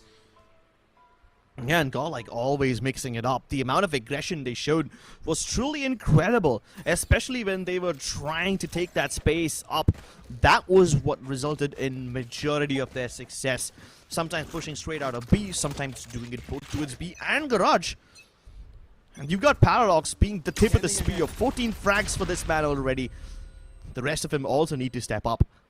That being said, though, given the pace that Godlike was playing with in the first half, I'm kind of scared of what's going to happen now. They cut all the sound. They try to make a contact play towards A, but I'm pretty sure that when the time is right, they will bombard the A side with utility. Basically, carpet bomb it, which will force Rio to fall back, and there you have it. Side's taken it already. Yeah. They've also got Caramel waiting for the flank, so they know. They've got a little confirmation that there's a high chance the flank's going to be rolling up. And look at how patient Caramel is. Two players are going to soon enough just flow inside his crosser, and no one's going to have a clue that Caramel's over here. Not two, make it three. If he plays this perfectly, he will be rewarded with all 3 kills, and it seems like he will be. Caramel, a monstrous play from his side. The patience paying off, and now it's left to his teammates to just clean things up and sweep things up. Oh, Rio boiled down, shocked to oblivion. Still kicking ass. Still getting quite a lot of shots off. But again, the odds are so heavily stacked against him. There's no way he can pull this one off. Not ready yet. Caramel, the precipice of patience. The prime example of trigger discipline. He waited for the turret to make contact, and as soon as the turret was taken down, he decided to peek. He wouldn't have expected so many to come through from the back lines, but hey, he was more than happy to lap up all those kills. Rio, though, still a commendable job from his side. You try to at least try and hold things together, but Godlike, man, Caramel played that way too perfectly. And now he's also able to elevate himself up a little bit on the scoreboard as well. Outside C, everyone stacked up, but look at this. They've got 3 players just waiting for this push to be in. And you've got Badman just holding up with the tremor. Oh, Rio kicks things off with a nice little Sheriff headshot. That means Paradox is going to be deactivated, at least inside this round. But Rio's found himself in a huge HP deficit. Again, Godlike, they have a huge guns advantage, so that means them winning this round is quite huge. Yeah, I mean, they just need to punish the economy of Militant Esports. Not ready And yet. try to make sure that they can carry as many of their weapons forward into the next round. If somehow Militant are able to win this one, then Godlike will have a 2-round deficit to deal with later on. That being said, rotations of Militants are inbound, but will they reach here in time to stop this Godlike attack? Knight Rider is just playing jiggle around these smokes, and all of a sudden Godlike just turn up the heat, bring the aggression, and turn the A side into a mass grave. Eco round easily secured. That's not a quest. That's not that tough of a task for them. The upcoming round definitely should be. Now, Godlike are, of course, going to be playing the upcoming round on the bonus, so that's going to be a nice little plus thing. If Godlike do secure the bonus as well, that means Godlike will definitely be having a dominating start to the entire second half. But, again, MLT will be having a guns advantage. They should have the Vandals and Phantoms on the deck. And to counter that with a Spectre, that means you will need to try and get real up close and personal. That means the only way they can try to do that is either try and execute Garage or the B site. Placing sentry. Placing Okay, I swarm mean, those are not that bad options. Let's see if they actually attempt those or that's not. what they're doing. blocking sight. For now, Paradox moving right in. He dashes towards Garage instead of going towards side, and Knight Rider is prepared for this. They were just really waiting for him to sort of find the pick, and as soon as he would have found the pick, then every single player from Godlike would have just followed up, but now that's not going to be the case. Every single one's just stacked outside A. The call should be given away too. The rotation's now going to start flowing in, and I'm not really a huge fan of what Godlike are trying to pull off here. And yep, as I said, it's going to be a huge graveyard from them. MLT, we're just waiting. I told you. A site wasn't a good choice at all. The only choices were either B or C. and they failed to take the C site, so that's why they tried to reroute, and A site, they were just waiting with a nice little crossfire. Enemy remaining. Yeah, and this crossfire is so annoying to deal with, especially when none of the attackers are coming in from short. This gives so much space to Blackhawk, and I'm sorry, not Blackhawk, it gives so much space to Badlove. And Wenka, he isn't just gold, this man is on fire. He's channeling the hellfire all the way from the bottom of the deepest circle of hell into this server and mowing everybody down. Sheesh, I would be so scared to go up against this guy if he's the one anchoring A. Yeah, he didn't miss a single shot there. Like, all heads. Whoever stood in front of him, he just completely decapitated him. But Godlike now, as we know, their bonus round is ended. Now even they have a nice little guns. The Vandals on the deck for themselves, and Paradox already nicely starting things up for his team. They've got the B site under control, but no is going to be the answer. I thought they did, but instantly he got shut down by Badman. But eventually, they get their claw back inside the B site. It's a 3-on-3 situation in which MLT, they're trying to just lock him in the site. And Godlike, they are falling in the trap, and they do. The spike's being spotted. That's a huge one. At least they've cleared out the C site. That's what Rexy was working on all this time. As an insurance policy, he activates it now. And look what he's trying to do now, going all the way towards the defender spawn, trying to cut rotations. While there's nobody coming in from the actual spawn, Badman's aware about the possibility of Rexy going in here. And yet, after being aware, Rexy can strike. Now everybody's in a position that they can't be traded. Badlove has to take this 1v1 against Blackhawk, and they just walk past each other. You know, Blackhawk knows there's someone on the flank because Badlove made a little bit of sounds, and MLT, they didn't really play the retake scenario that well, and Godlike were able to capitalize on it. Mistakes are not going to be let slide by just like that, and now this is where the pace needs to be amped up, even from the side of MLT, if they want to get things back in their hands. But I love that this time, MLT isn't just falling back. They're actually fighting for the side control. Yeah. MLT Esports, they don't want to let go of these retakes anymore. Yes, sure, they might give up the A side sometimes. But we saw what Wenka was able to pull off last time when the A side was under assault. Even this time too. The C side would have been defended well enough if somehow Godlike didn't manage to bait the rotations away from Millicent. And even after that, Rexy is being so disruptive. There were backup policies upon backup policies. When the B side hit failed, after Badler was able to reflank, Rexy was already clearing C. They've got the A side. Right here. Yeah, this time too, Militant pushing all the way out of A lobby. And with this amount of map control, they should be aware that Godlike can either be towards B or towards C. The drone thrown towards C kind of distracts them for the moment, but Militant just choose to reinforce Garage instead, a position from which they can defend both the sides if any of them come through. The stun's out. Huge stun. But unfortunately, it's going to be a little team stun too, so that's why Venka wasn't really able to activate himself. But the flash is going to follow up. Nice little counter flash. We'll give Paradox the opening that he really wanted. Badman spots him out a little bit, but nothing much is going to be done. Badman's position's compromised as well. Caramel, as always, was trying to lurk things off, but this time the lurk's going to be sniffed out, but it's completely fine. Godl, that was a little sacrifice being made from their side as they get the A side control easily in their hands. Knight Rider being taken down on solo, and it's a 4-on-3 situation in which MLT, they have a lot of disadvantage. But they're still really trying to go for it. There is a little chance, yes, if MLT executes things to perfection and they play on utilities nicely, then there's a high chance. But Knight Rider needs to find at least one over here. No, I mean, even with the util, they don't have much of a chance. Paradox is just on fire. I thought Wenka was the one who was on a killing spree, but it's Paradox who takes up the ace. It's Hika in map number 1 and Paradox now. The aces for Godlike just keep on coming. OP casters?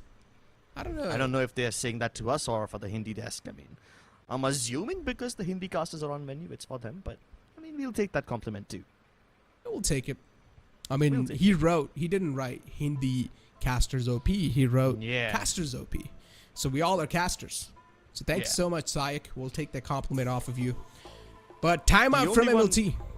The only one who's OP is Paradox this time, though, right? I mean, it's quite obvious this man has no intention of stopping short. I mean, we would expect the stage to be a little hot, but man, I'm feeling cold. It's cold. The way these duels are going on, it's like every single player you expect, considering how much intense the game's going on, these players aren't cracking under the pressure. Absolutely not. You have to feel a little bad for Wenka, though. He was in prime position to stop that A main rush, but he just got utility bombed to oblivion. Stuns, flashes, double flashes, nothing that he could have done in that case. And as soon as he falls, the A side is open for the taking. Godlike lap it up. And Militant having lost their breach and Battle of not having smokes means that they have no utility to retake. Well, this time Wenka trying to make a play that Paradox was seen making earlier. Oh, this is too risky! Venka had way too many players just waiting for him to walk in his crosser, and as always, Paradox is there to take advantage of things, and he will devour every single enemy that stands against him. And one thing we all know is that it was an eco round for MLM. What? He just shut him down with the classic like that. 2 shots on the head, none missed. Bad love, that was disgusting.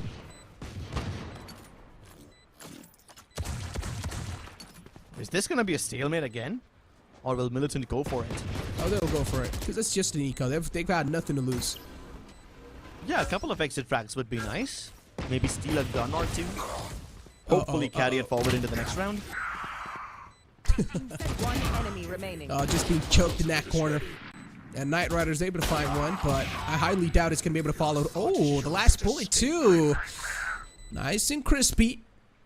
And Blackhawk from Godlike is able to do pretty good so far. I'm not going to lie, these stand-ins, we had a lot of questions if these stand-ins are going to be able to nicely gel up inside the team, and so far these stand-ins are doing a great job. Again, as I said, even if they are someone who are quite new to the team, it's not going to deny the fact that these guys are mechanically skilled. I don't think mechanically skilled is a concern at this point at all. Yeah. It comes down to how much support you can provide your teammate. I mean, you saw how Wenka was wanting to push up C-Long last time, but he was waiting for a flash, and I guess Badman hesitated to throw the flash in. Wanted to probably conserve it. This time, though, no hesitate, not like at all. The Rolling Thunder rolls through and pushes everybody out. Militant keep the ace sight. It's gonna be a 5v5 retake again, but at least this time Knight Rider has the lockdown to make things easier. Spike planted. Exactly, even Caramel's got the lockdown, so he can try to go for an instant counter lockdown. But is that going to be the case? That's what I want to know. Maybe Caramel's holding on a little bit, but no, Caramel utilized it, so counter lockdown was used. But the problem is that the entire defense that Godlike tried to put up in the post plant's being completely obliterated, but Caramel, he's trying to pull off some big brain moves here. And luckily enough for him, the defuse isn't being stuck. Nanoswarm being utilized, so that means his position's now given away, but Bad Love still unaware. Rio being pushed off the defuse, but he still managed to get it halfway. Ooh, if he was taken down there, things could be way too close for comfort. And Caramel, does he manage to get this? That's what I want to know. But Venka is too cold, and he connects that crucial shot. Too cold, too close. I am shivering. That flank from Caramel was way too lengthy. My first concern was that they would just stick the defuse all the way through and Caramel wouldn't be able to stop it. But then he doesn't just stop it, he disrupts it with the nanoswarm, gets 2 kills, and forces Wenka to go for probably the most nerve-wracking shot of his life.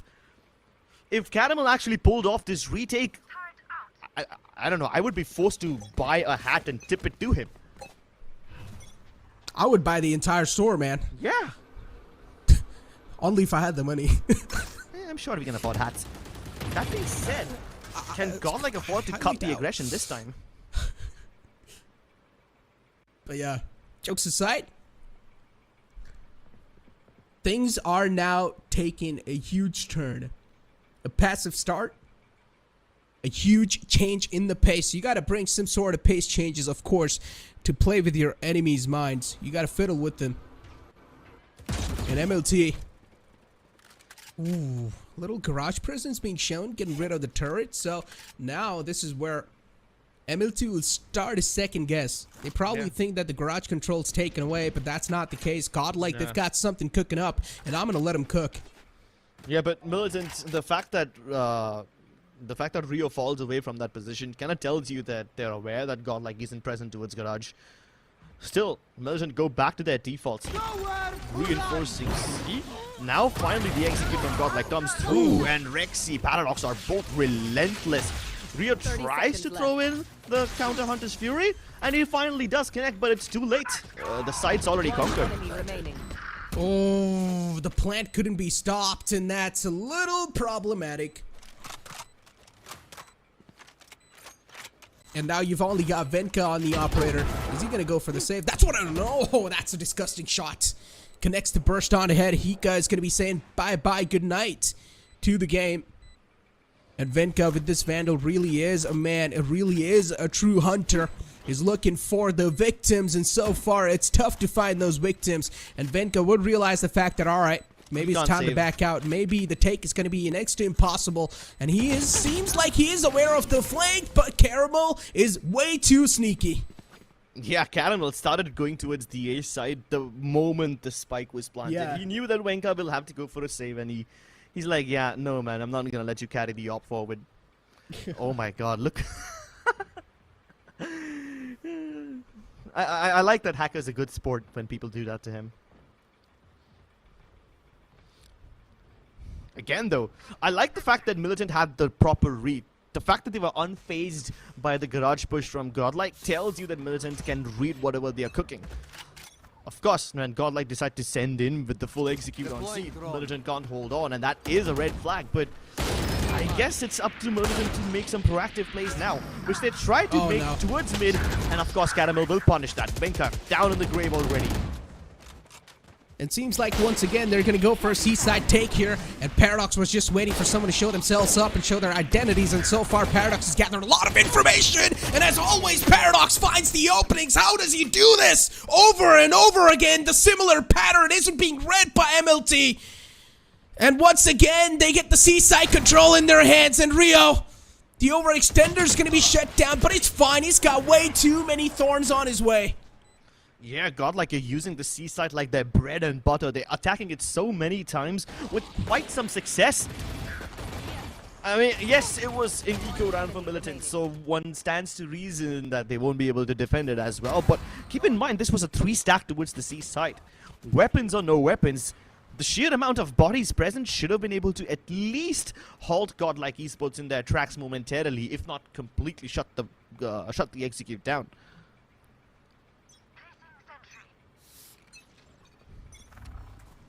Scanning ahead. Godlike still have got the lockdown on the play, and they're almost on the match point here, ladies and gentlemen, but this time MLT, Venka's operator's gonna strike in. They're not gonna let the seaside control just be taken away like that, and this time, the entry's denied. And Paradox is sent back home. On the B, the alarm bar gets triggered, but Caramel, with a nice shot, will be shutting down Rio's hopes and dreams, at least for now. MLT, they've got still 4 players up and alive. This round, MLT is really fighting with tooth and nail, but the B-side control's taken away, and they've also utilized the lockdown. So Godlike, they're quite desperate for a plan, and they're trying to replicate exact strategy what Metal did, but no. Instead, they're going to go for the plan on the B. They were just trying to overextend and trying to get the link control as well, but the link control's denied because MLT this time is playing with a nice little team play. Last player standing. I would be so salty if Blackhawk was actually able to pull both those kills off. Yeah. Militant hang on. Another round in the bag, and hey, they're letting Knight Rider go for the defuse. Now he's just 1 point away from his lockdown.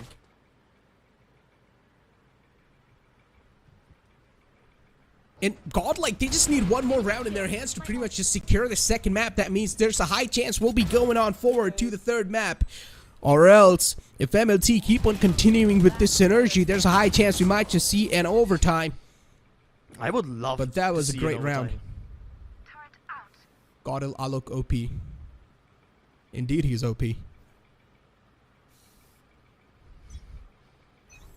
Paradox is OP, dude. Look at the amount of frags he's got. 25. An ace in the bag already. And this time he's leading the charge. Knight Rider very brave to go for that orb pickup. Placing swarm He does grenade. take a little bit of damage in the process, but I guess the availability of the lockdown is now worth it.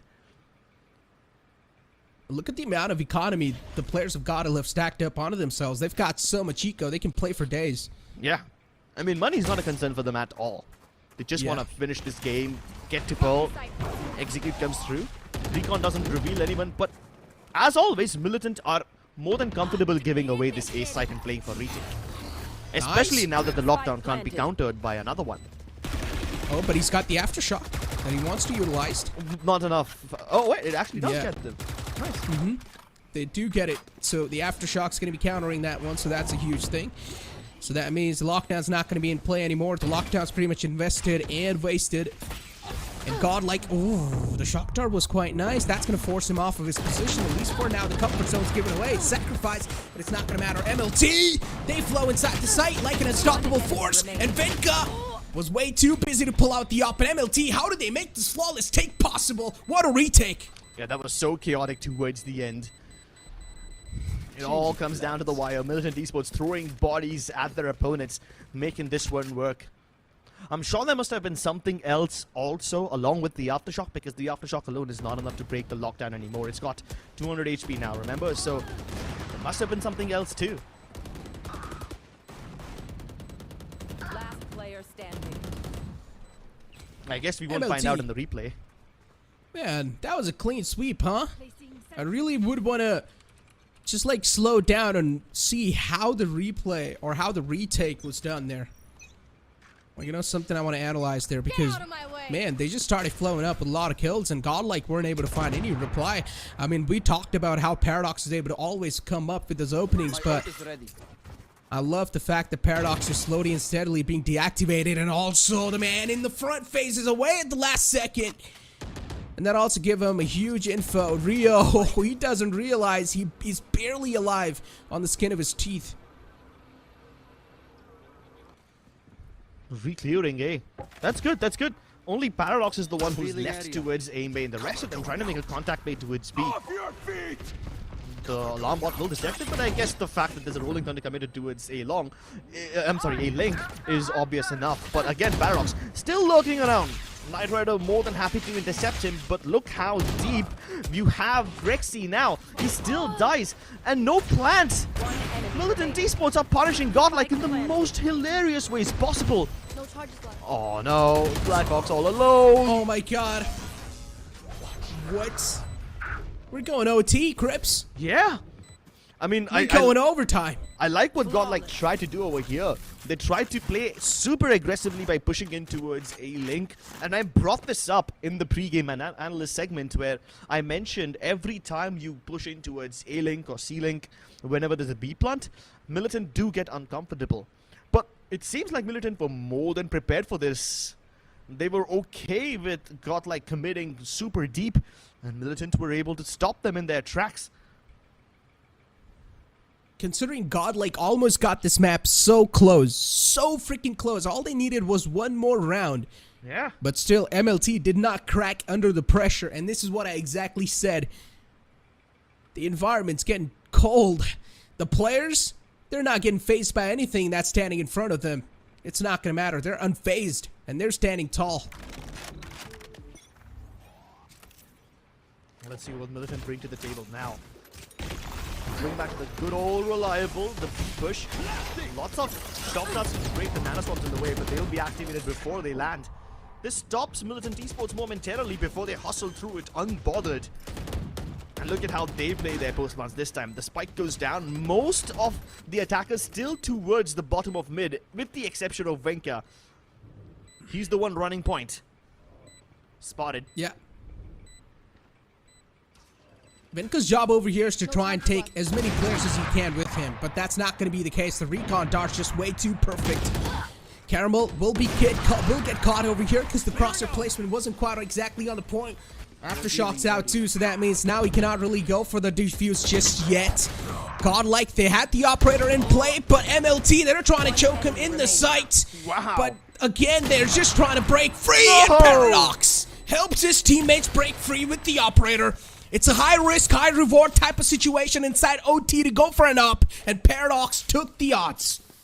Yeah, he didn't just take the odds, he took the whole bloody round in his hands and used that massive grip to dismantle his opponents. And you see how disciplined, in such a disciplined fashion, were Militant playing this post plant. They were not over-peaking, not over-committing, using their utility to push Godlike back. Shock darts, aftershocks, nanoswarms, everything, you name it. Militant threw it. Except the kitchen sink, they threw everything else. But Paradox, man, this guy turned into a bodyguard for the diffuser. Oh, no! Once again! This time, from the side of Venka, though. The operator's really just making a huge difference inside this overtime rounds. Even from MLT, and this time. But Godlike, they haven't really invested on an op, especially when they're on the attacking side. So that means Godlike really want to bring up the heat, at least on one side, quickly. They want to execute it without a lot of time left over in their hands, or in their opponent's hands. Yeah. And this is where Caramel was unfortunately taken out, so they're not going to have those post-plant utilities anymore. Timing, so unfortunate for Rexy. And Knight Rider is always a demon in this position. Towards a shot, he kills every single lurker. But do they know that he was lurking? Or do they believe that the rest of Godlike is still towards A? At least now they'll find out, but it's a bit too late. Rotations are already inbound, and Militants have all the weaponry needed to stop this assault in its tracks, but Paradox is unfazed. Venka demolishing everybody. The blade's not enough. Boiled down to a 1v1.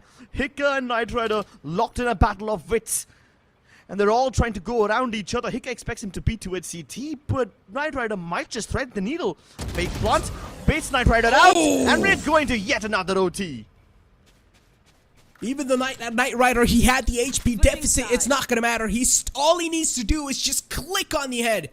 And that's what he exactly does. And now the sides are going to be switched once again. We're going to see MLT back on that attacking side, back on that aggressive page. But which side are they going to decide to execute? That's my question. Last time on attack, they got completely shut down when they decided to plan on the B site. But I personally think so. They should try and go for a proper A execute, which should be clean enough with the utilities. Placing swarm grenade. Swarm grenade out. Well, nice shock darts thrown in by Rexy. Anyone who was droning over there would have been caught. This should, on paper, have damaged rear, but it's just a bit off the angle. Militant gearing up outside of C. And it seems like it's going to be a fast one. No presence from Godlike on this site except the KJ util. That doesn't really stop Militant in its tracks. And it seems like they should be able to at least get the spike plant down. So how do Godlike play this retake? Definitely a huge question that even I'm wondering. Venka was just walking atop those nanoswarms, and now he's just overextending. That was not needed, Venka. You could have just tried to play in the back and try to play for the post plants and help your teammates out. No flash. That was a little team flash from their side, but as long as things are working out in their favor, that's all that's going to matter. Every single player now is posted up on the post plant on the side of Militant, and they're just spamming through the smokes, and Badla finds one. Of course, the favor is not for anyone over here. The odds are stacked against the players of Militant for now, because they don't have the man number. And eventually, the last man gets shut down as well. Godlike, oh man, they're really turning up the heat when they need to. Yeah, and it's just a brawl, man. Everyone's exchanging frags, trading back and forth. A hailstorm of bullets flying down this narrow, sea-long, treacherous corridor. And also, you gotta appreciate Rexy for sticking that plant all the way to half. It takes cojones of steel to stay in that position, not moving an inch when there's bullets whizzing past you. 31 kills on Paradox. Placing swarm grenade. Shadows traveling. Okay. Same old by either team. It seems like Seaside is just an open invitation in this overtime for either team. Bad Love, though, playing around this smoke cheekily. Oh man, he's going for the beautiful Omen moves. Nope, it will be intercepted by Blackhawk eventually, but now it's down to a 2v2. Oh, this is as close as it gets. Spike dropped in a recoverable position, and Rexy makes the maneuver to make it work, but Venka missed the opportunity. He does get another shot, another opportunity. Will he capture it or let it slip? Will he be as fast as Eminem's worst is? Yes, he is. He is not just gold. He is crucial for his team's victory. Yet another overtime. This game is not ending tonight. Oh my god, MLT, they're really fighting over here. They just want to close the series out in 2 maps. They don't want to let it get away. They don't want to let the 3rd map roll in. They just want to seal the deal on the map of Haven. And oh boy, both these teams, man. As I said, I mean, look at Paradox. This man's sitting on 31 kills.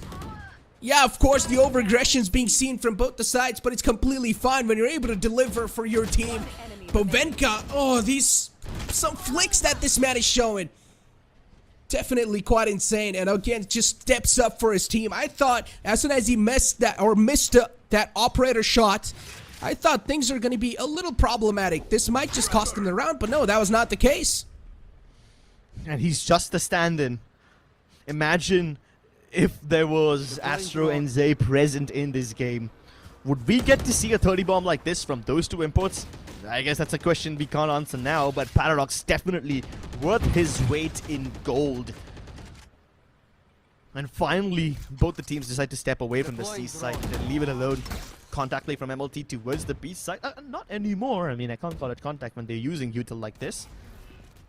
But still, they're not committing just yet. They want to push Godlike away. They want to lure them into another site where there's relatively less defense. At least all the KJ utils placed towards the C site now, so there's nothing on B.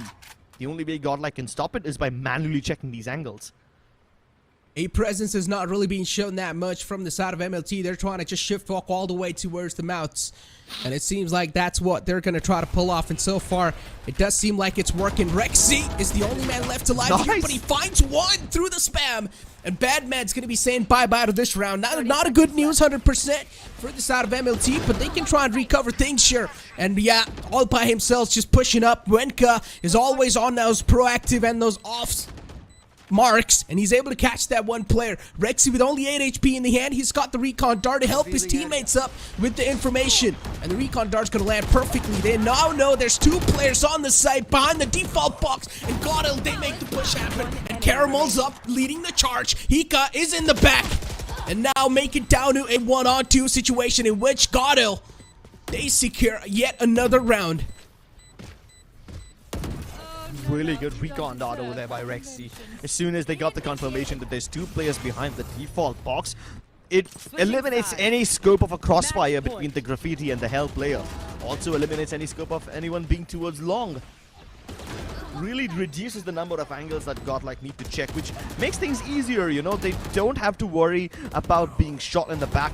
They can just send it fully inside, and then that leaves Knight Rider all by himself in an awkward spot with not the right weaponry for the right amount of distance.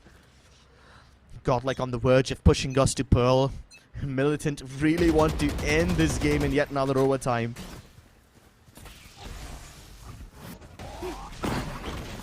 Hika. It's okay, he's a little hurt, but it's completely fine. And as always, Paradox, I mean, things were working out for him before, but this time, whenever he's trying to create some space for his team, he's getting cut off instantly. His lifeline's getting chopped off. And he's finding himself in a nice haircut situation scenarios. But Godlike over here, they're able to at least even things out for now. They're able to find the equalizer. Yeah. But they haven't got any sort of side control just yet. At least Caramel's aggro positioning towards Garage helped them get a couple more kills than they were supposed to. But now that they've fallen back, Militant Esports can read this like a book. They're over-rotating towards the A side, and luckily for them, that's where the spike is headed as well. The hero of this round has to be Caramel once again. It's going to be a Killjoy versus Killjoy battle towards Garage, but Knight Rider is sharper. He's more aware. And now that Caramel's been spotted, they know he's a faker, so it's up to Rio to stop this plant somehow. He's got the shock darts to stop it, and they're doing it in the open. He can just spray them down! When is this game gonna end? That magazine's gonna be enough. Yeah, all the time. Godlike, it's like they get the first OT round in the hand, and then instantly the second defending side round is in the hands of MLT. They've really improved drastically when it comes to the defending side, but Godlike too, they're not falling short on the attack.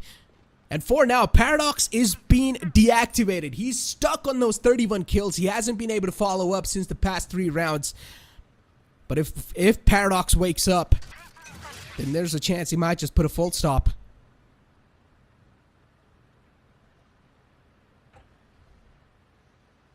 A little bit of silence. The calm before the storm. That's what signals the incoming hurricane, and now that contact's made towards Garage, do Godlike respond in kind? They've only placed Paradox over here so far, so it's not like Godlike are falling for this MLT fake. At least the read is nice. And Godlike don't over-rotate, they don't overreact, they don't even lose any players, which basically forces MLT to use all this util and a minute, and they still have nothing to show for it. Oh no, I'm scared for MLT here. They're walking inside a KJ trap that's been set up. They've got the turret and the nanoswarms once again. But this time they've got Hika on the aggressive page. And I'm pretty sure Hika's going to try to play off of his utilities 100%. He will also get scanned by the recon dart, but is that going to be a problem? That's what my question is. Caramel this time as well is playing on the proactive approach. And he is going to find the trades. But MLT too, they answer back in the style. And they also get the site control. The plant will go down 30 seconds in the hands. Time's not going to be an issue, at least for now. And MLT, as always, they're able to shut down Paradox. He's not able to activate himself inside the overtime scenario. Seems like he's run out of fuel, run out of fire. And the moment the smoke fades, so will Blackhawk's life. Rexy now left to do the impossible. The weight of the world upon his shoulders. At least he's off of the 1v1, but he's got too many things to deal with, and Renka with the triple finally shows us what he's made of. Oh, first time MLT, they get a round in the hand on the attacking side. That's huge. That is huge. I mean, their defense has been spot on. Yeah, and I was concerned because they were walking inside a KJ setup, right? I thought they were also be having 2 players on the aggressive note because this time I saw that even the KJ was playing aggressive and even the Breach was playing really aggressive. So Caramel and Hika, these 2 guys try to play off of each other's utilities, but unfortunately, MLT's aim was just too strong. Can they finish it off now, though? Wenka with the op yet again, peering down B main. Doesn't see anyone. And even Godlike are playing this quite passively.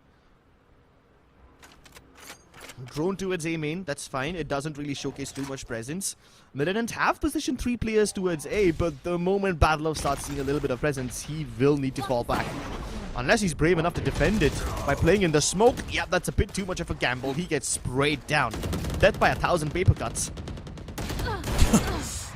4 players alive on their side. MLT, they're being shut down now. And, oh, okay, this might just be flawless round 2-on-5 scenario. This seems next to impossible. Godlike, they're just calculating this so perfectly.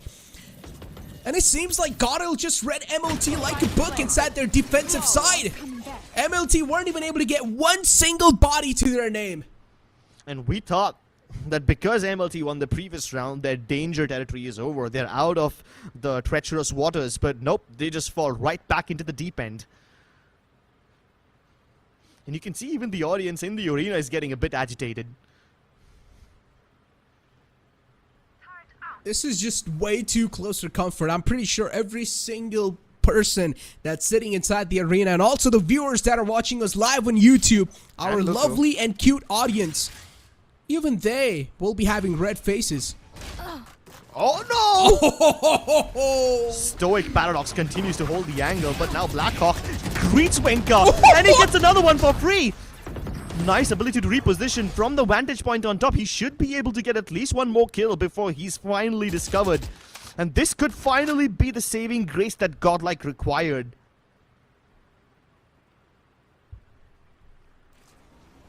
Uh-oh. Aldrone to spot out the mid-presence. Knight Rider's positions compromised. But Godlike, I mean, the way they retained back the B control, they asserted dominance back against dominance. Aggression is cutting off aggression, at least for now. Godlike, they're really fighting for the side control. They're not going to let MLT just flow in like that. And Rexy, what a shot to cut it off. just sniffs the man lurking around. But MLT, as long as they get the site control in the hand, that's all that's going to matter, because the fallen man conveyed the call that the site's clear. But it's still a 2-on-4 situation in which Godlike, they have a clear advantage. Player standing. No, it was necessary for Knight Rider to go ahead and try to at least get a pick or two. That would at least alleviate the pressure to some extent. But now Badlove has to do everything all by on his own. He even gets sacked up by the Hunter's Fury. He's got players coming in from everywhere. No escape. Is this match gonna end? Not your day, is it? Is it gonna end today? Is the right question. Maybe it's gonna be one of those Switching battles sides. that's gonna last for months. Match point. And we're gonna be over here casting for months, and the viewers are gonna be here supporting us. Crips. Hopefully at least for the first few weeks, if not the entirety of the duration. Oh, Godlike Esports, they are so close to victory. They can smell it. It's practically within touching distance. Even Caramel teasing has them. breached the 30 frag mark. I mean, Paradox dropped the 30 bomb a couple of rounds ago, but since then, he's not been able to create the same amount of impact that he usually does. MLT are doing a good job of keeping him in check.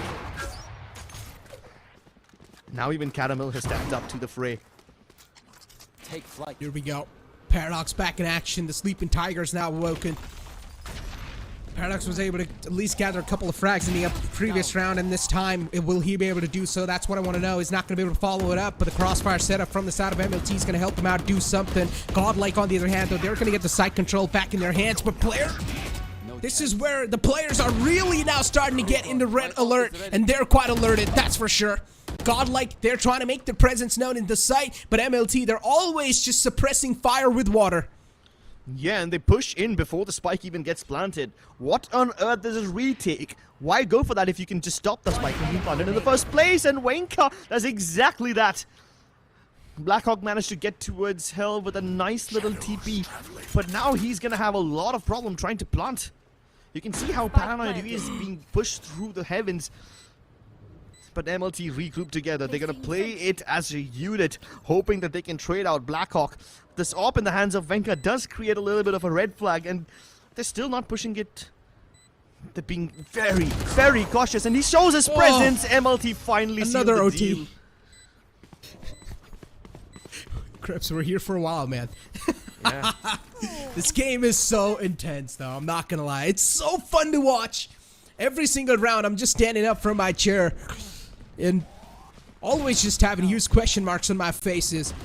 Paradox, as always, he's walking inside the site like a lone wolf, trying to create some space for his team.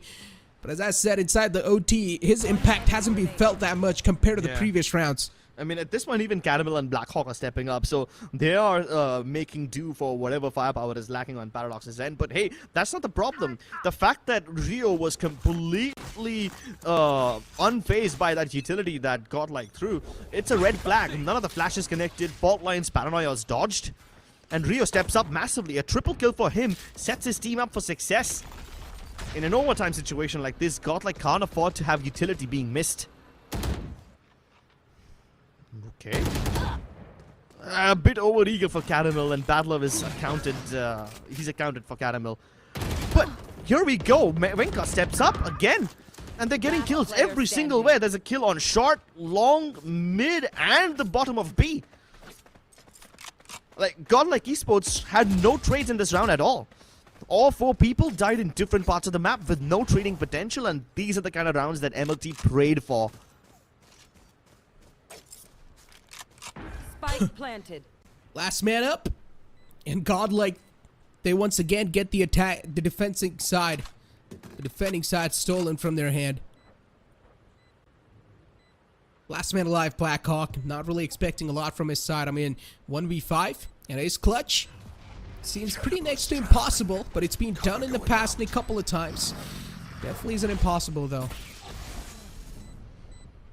You can almost feel bad for Blackhawk. It's a near impossible situation. He can feel the powerlessness. His hands tied behind his back, shackled down by the weight of the world. Tricky's behaving like a Beyblade back there. Yeah, he's having fun on those gaming chairs, man. I do that sometime as well. Nice. And I find it quite entertaining, don't you? I mean, don't you like just spin around on your chair? Nah, I get No. dizzy.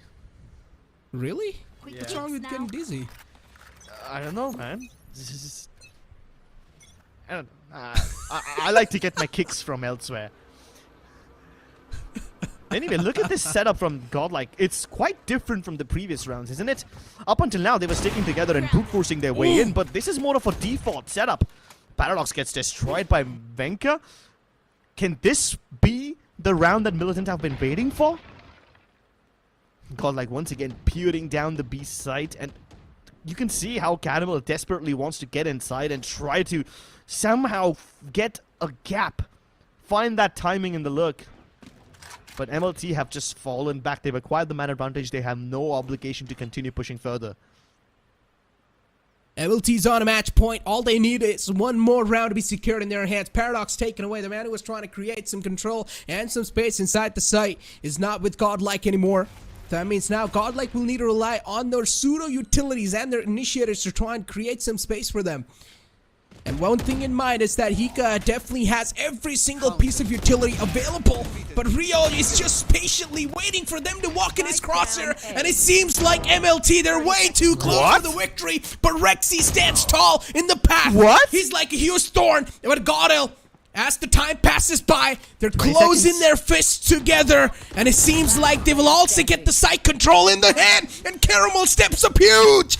When it seems like the lifeline's fading away, Caramel steps up big time for his team. And the last man's taken way too low. Caramel! What a clutch! Holy mother of God! A 2 versus 4 pulled off by Godlike. And Caramel is a legend.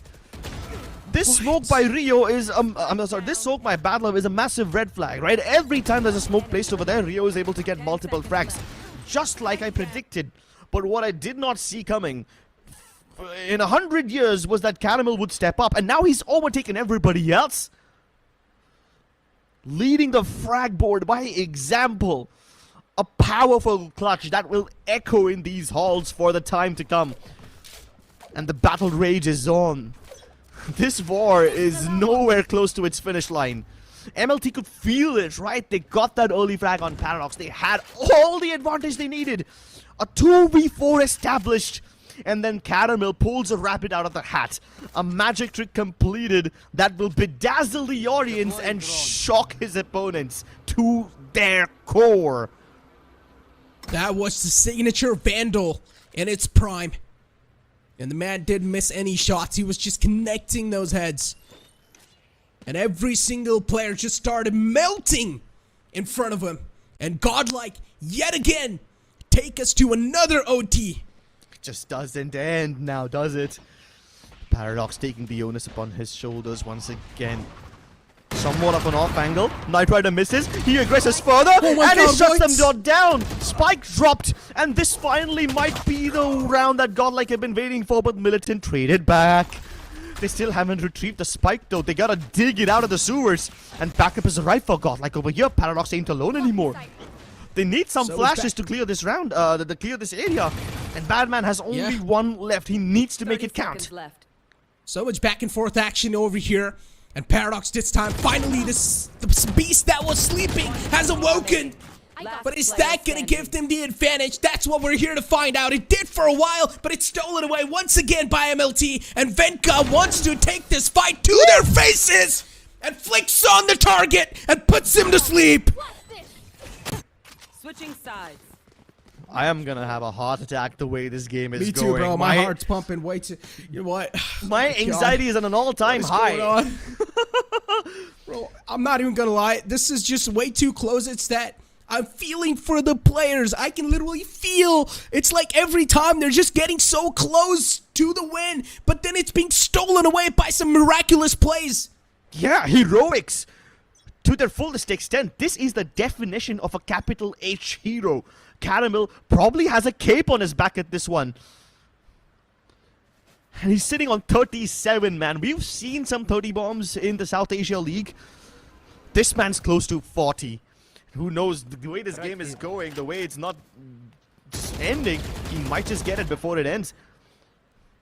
This time it's Godlike knocking on the doors of B side yet again, but we've seen them do this before. What we haven't seen is Caramel going towards A as a lurk. Usually he lurks and the roles reversed, and he steps up. Badman does trade him out, but it's a little too late. The B side is open for the taking, and Militant will let this one go. Godlike grab this land. They go for the spike plant, counter utility thrown, but Bad Love tries to make some sneaky smoke plays. Will get punished. No! Standing.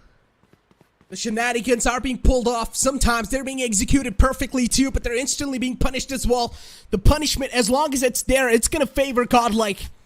MLT, they were able to sneak and crawl their way in sometimes. There were some glorious moments, but instantly being punished as well. And now Venka too cold. It's gonna be the only glimmer of hope alive for MLT to seal the deal. But he's caught with his hands busy. A knife on the hit, and we'll get a bullet to his head.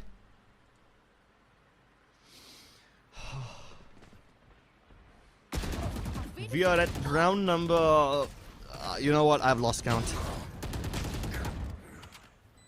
It just refuses to end. Lovely attempt by Godlike over there. It was very brave of them to go towards the B side because historically they haven't been strong on this side.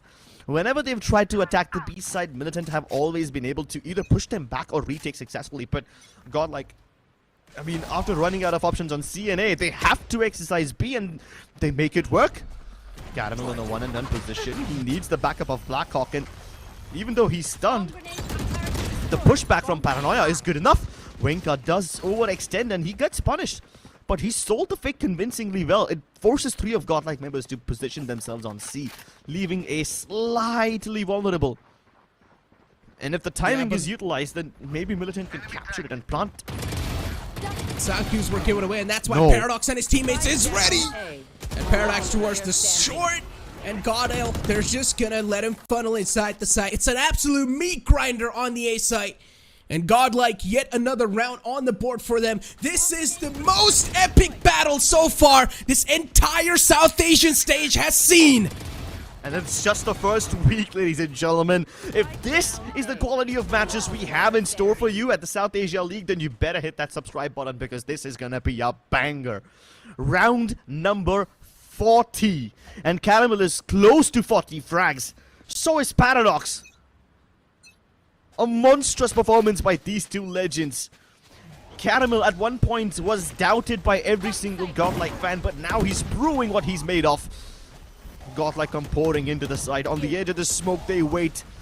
Footsteps heard, they know there's one towards logs, but they don't know who else is behind this smoke, so Paradox can't peek out yet. A legendary battle not yet claimed by anyone. 2 teams fighting for the supremacy. And MLT, even they're fighting back. The firepower is equally good for both the sides, but this time MLT Knight Rider's gonna whiff a little shots. The spray is not connecting, that's why it's gonna cost him his life. Venka with the operator trying to create some difference, but it's also gonna catch him. The HP deficit equal on both the sides, but Venka, he steps up huge for his team. And Godlike Caramel, once again, the beast is alive all by himself, left to clutch things out. He's also got a lockdown available in the hands. Will he be using it? That's my question. And no is going to be the answer. Rio will put the final nail in the coffin. And MLT Esports, they take us to another OT.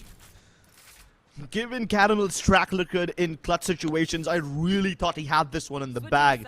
With 30-something HP on him, I thought he would have been a dead man the moment he faced Wenka, but not only does he kill him, but he also almost pre-fires the last man to perfection. If Rio wasn't having full HP, then this would have been a clutch for Caramel. Oh, and he steps up. A challenge for the ages. 20 on either side. And at this point, it's a battle of endurance. 41 kills! Sheesh. We've seen those amount of kills tallied up from 2 matches, and this man has got 41 kills inside one single game, because this OT is just way too legendary. Neither team refusing to budge, not give up an inch. And in rounds like these, it comes down to the wire, you know. You lose an inch, the opponent will take a mile off of you. Knight Rider this time trying to pull off a caramel, trying to pull off a lurk towards B side. We've seen him here in this position before, but it was probably in regulation. I don't think he's attempted this in overtime. I mean, I might be wrong over here because you can't blame me for remembering 40 rounds, but here we have Godlike once again with the right read. Rexy's util kinda indicates to them that militants are being read, but this util being thrown at Godlike pushes them away. And Paradox in a cheeky position once more. Rexy and Hika step up. The bodies hit the floor, and when the dust settles, it's just Batman left standing. MLT Esports fighting tooth for nail. One enemy remaining. Oh, Hika The aftershock. Oh, the aftershock was perfect. But now Hika's gonna utilize. Oh, that's a little whip. Oh, from the side of Hika. That's gonna cost him his life and also the round. Knight Rider, how? How do you make that happen? Oh, the whiff is gonna cost him the entire round and maybe the series as well. Knight Rider should have been a dead man, dude. He had no business winning this. 30 seconds left. And the nerves act up for Godlike at the worst possible moment. A little tremble, a little gap is all that's required for Knight Rider to rip this round wide open. Standing on the edge of victory, they can feel it in their arms once again. And this time, with the T-side round secured, MLT Esports just need to hold on. Play to their strengths. Militant not moving an inch. They're playing super passively. They do not want to give away any advantage to Godlike at the start.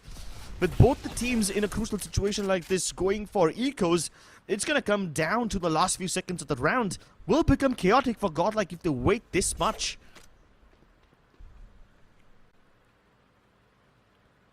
A huge change in the pace this time. Things are taken cautiously. Steps are taken cautiously. And they're approaching the garage control, but Battlelove's gonna let him funnel inside the garage. Stun's being utilized perfectly, the timing's there, but Rexy isn't, and that's a problem. Godlike, not a start of course they want to have in this one, but Venka with the operator might just be the difference maker, and so far he is proven to be the difference maker. MLT, all they need is one more round in the hand, and it seems like they're getting way too close for success. And this time, MLT, high chance they might just close it out. Unless if Paradox is able to do some heroics. They can go for the plant. This plant will not be stopped. Knight Rider falling is what sets up Godlike for success. But now Hika has to pull off the impossible. He let it slip previously, and he has to show what he's made of. MLT Esports seal the deal. It's finally over, ladies and gentlemen. After 41 grueling and uncomfortable rounds, MLT Esports clutch it out. This match will go down in South Asian history as one of the longest and the most tedious battles to ever have taken place. As I said, the most legendary battle South Asia has ever seen so far. And as you said, it's gonna go down in the history, that's for sure. A long series where even Godlike gave it all they had, and MLT too. They were sweating to just get these rounds in their hands as well. Valiant effort from both the sides, but this time, MLT were just an inch ahead. Firm handshakes by these teams. I mean, regardless of the outcome, I tip my hat down to Godlike, man. The fact that you can push Militant out of their comfort zone to such a huge extent when two of your main players are missing, that is indeed very respectable. And you have to give credit to Paradox and Caramel, man. Both of them played out of their minds in this game. Where Paradox, it seemed like he was getting shut down, where his heroics weren't really working that well. We saw his team. Caramel was there like a hero, saving the day for his team. But ladies and gentlemen, there's way too much to talk about, and we'll talk about that after this short break. Hit for my wings, I need my hands. This life is real, can't play pretend. Came off the beach, I get it in.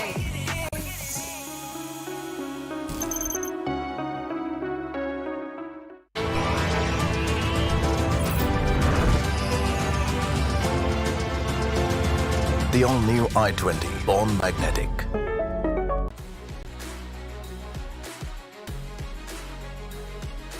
Making dreams come true and memories happier.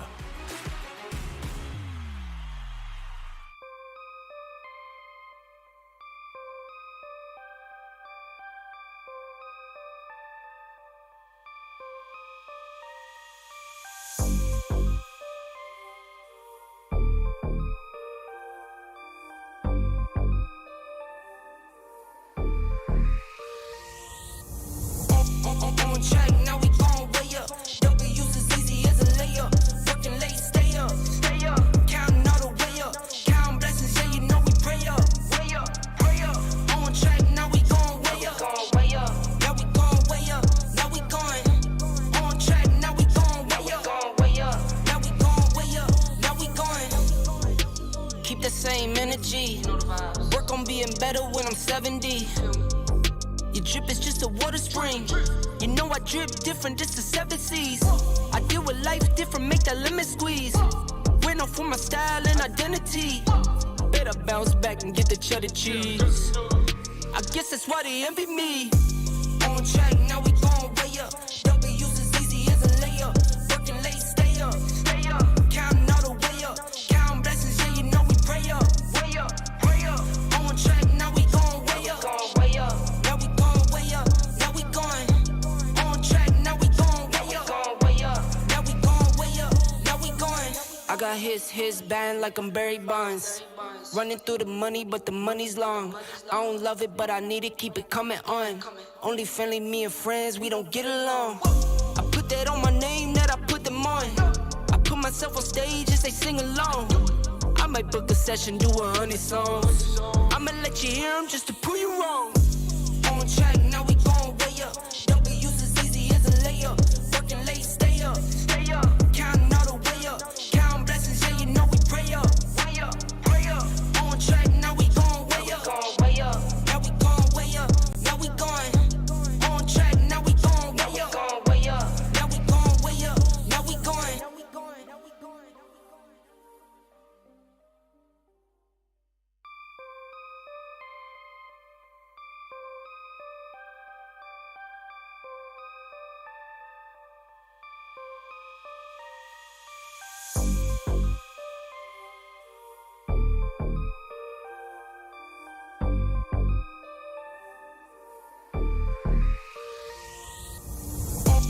On track, now we gon' way up.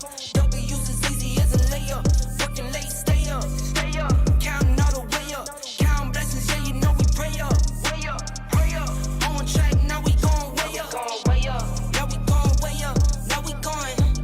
On track, now we gon' way up. Now we gon' way up. Now we going. Keep the same energy. Work on being better when I'm 70. Your drip is just a water spring. You know I drip different, this the 7 seas. I deal with life different, make that lemon squeeze. Went off for my style and identity. Better bounce back and get the cheddar cheese. I guess that's why they envy me. On track, now we gon' way up. W's as easy as a layup. Working late, stay up. Counting all the way up. Counting blessings, yeah, you know we pray up. Way up, pray up. On track, now we gon' way up. Now we gon' way up. Now we going. On track, now we gon' way up. Now we gon' way up. Now we going. I got his band like I'm Barry Bonds. Running through the money, but the money's long. I don't love it, but I need it, keep it coming on. Only friendly, me and friends, we don't get along. I put that on my name, that I put them on. I put myself on stage as they sing along. I might book a session, do 100 songs. I'ma let you hear them just to prove you wrong. On track, now we gon' way up. W's as easy as a layup. Working late, stay up. Counting all the way up. Counting blessings, yeah, you know we pray up. Way up, pray up. On track, now we gon' way up. Now we gon' way up. Now we going. On track, now we gon' way up. Now we gon' way up. Now we going.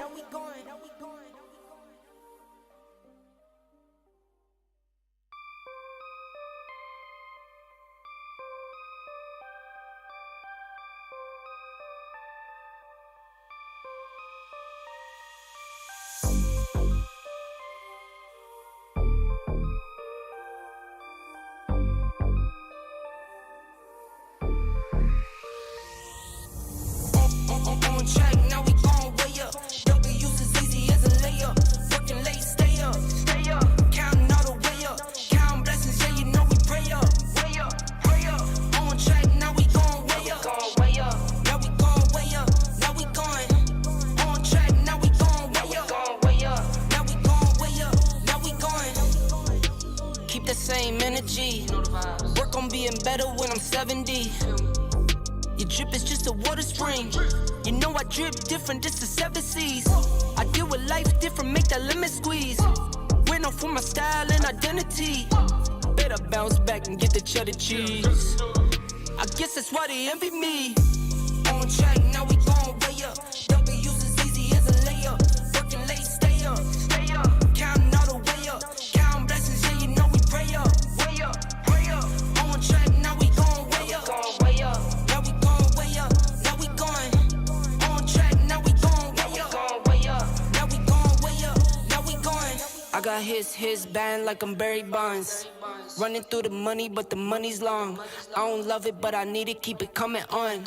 Only friendly, me and friends, we don't get along. I put that on my name, that I put them on. I put myself on stage as they sing along. I might book a session, do 100 songs. I'ma let you hear them just to prove you wrong. On track, now we going way up. W's as easy as a layup.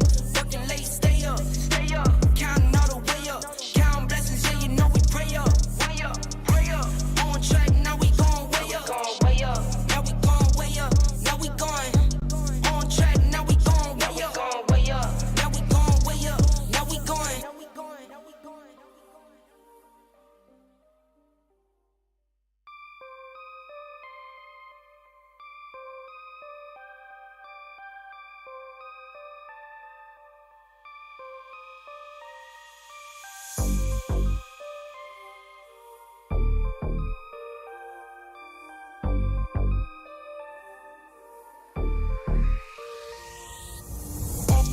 On track, now we going way up. W's as easy as a layup. Working late, stay up. Stay up. Counting all the way up. Counting blessings, yeah, you know we pray up. Way up, pray up. On track, now we going way up. Going way up. Now we going way up. Now we going. On track, now we going way up. Going way up. Now we going way up. Now we going. Keep the same energy. Work on being better when I'm 70. Your drip is just a water spring.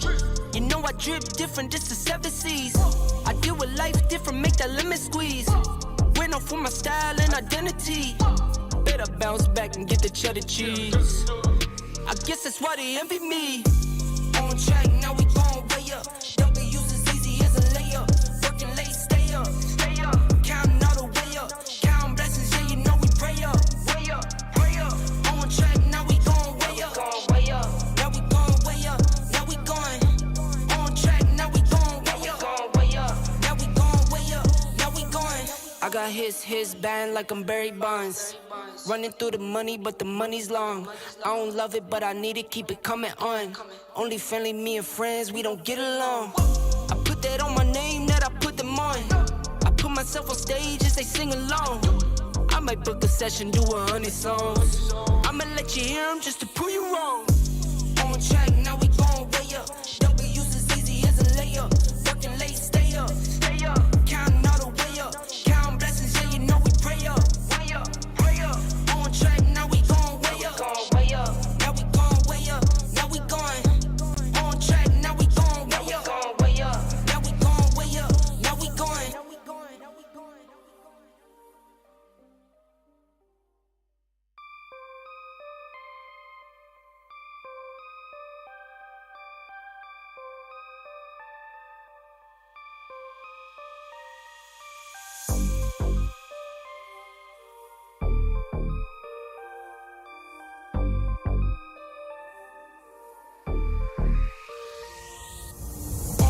On track, now we going way up. W's as easy as a layup. Working late, stay up. Stay up. Counting all the way up. Counting blessings, yeah, you know we pray up. Way up, pray up. On track, now we going way up. Going way up. Now we going way up. Now we going. On track, now we going way up. Going way up. Now we going way up. Now we going. Keep the same energy. Work on being better when I'm 70. Your drip is just a water spring. You know I drip different, just the 7 C's. I deal with life different, make that lemon squeeze. Went off for my style and identity. Better bounce back and get the cheddar cheese. I guess that's why they envy me. On track, now we going way up. W's as easy as a layup. Working late, stay up. Counting all the way up. Counting blessings, yeah, you know we pray up. Way up, pray up. On track, now we going way up. Now we going way up. Now we going. On track, now we going way up. Now we going way up. Now we going. I got his band like I'm Barry Bonds. Running through the money, but the money's long. I don't love it, but I need it, keep it coming on. Only friendly, me and friends, we don't get along. I put that on my name, that I put them on. I put myself on stage and they sing along. I might book a session, do 100 songs. I'ma let you hear them just to prove you wrong. On track, now we going way up. W's as easy as a layup. Working late, stay up. Counting all the way up. Counting blessings, yeah, you know we pray up. Pray up. On track, now we going way up. Now we going way up. Now we going. On track, now we going way up. Now we going way up. Now we going.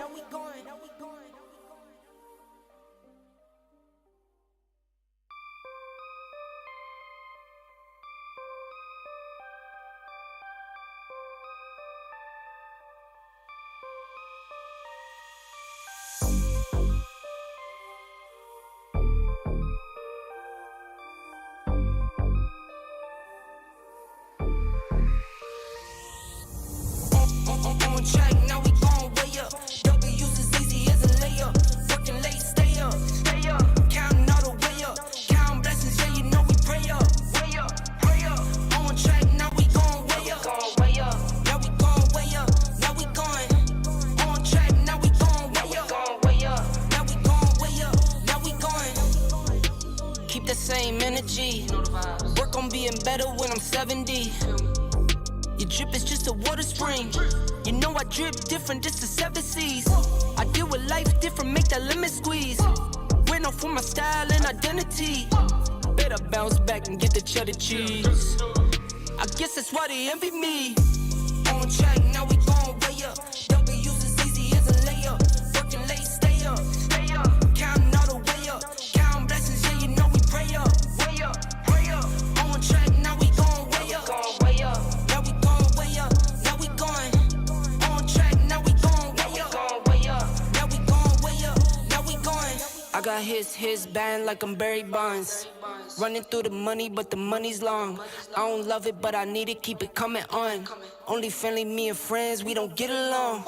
I put that on my name, that I put them on. I put myself on stage as they sing along. I might book a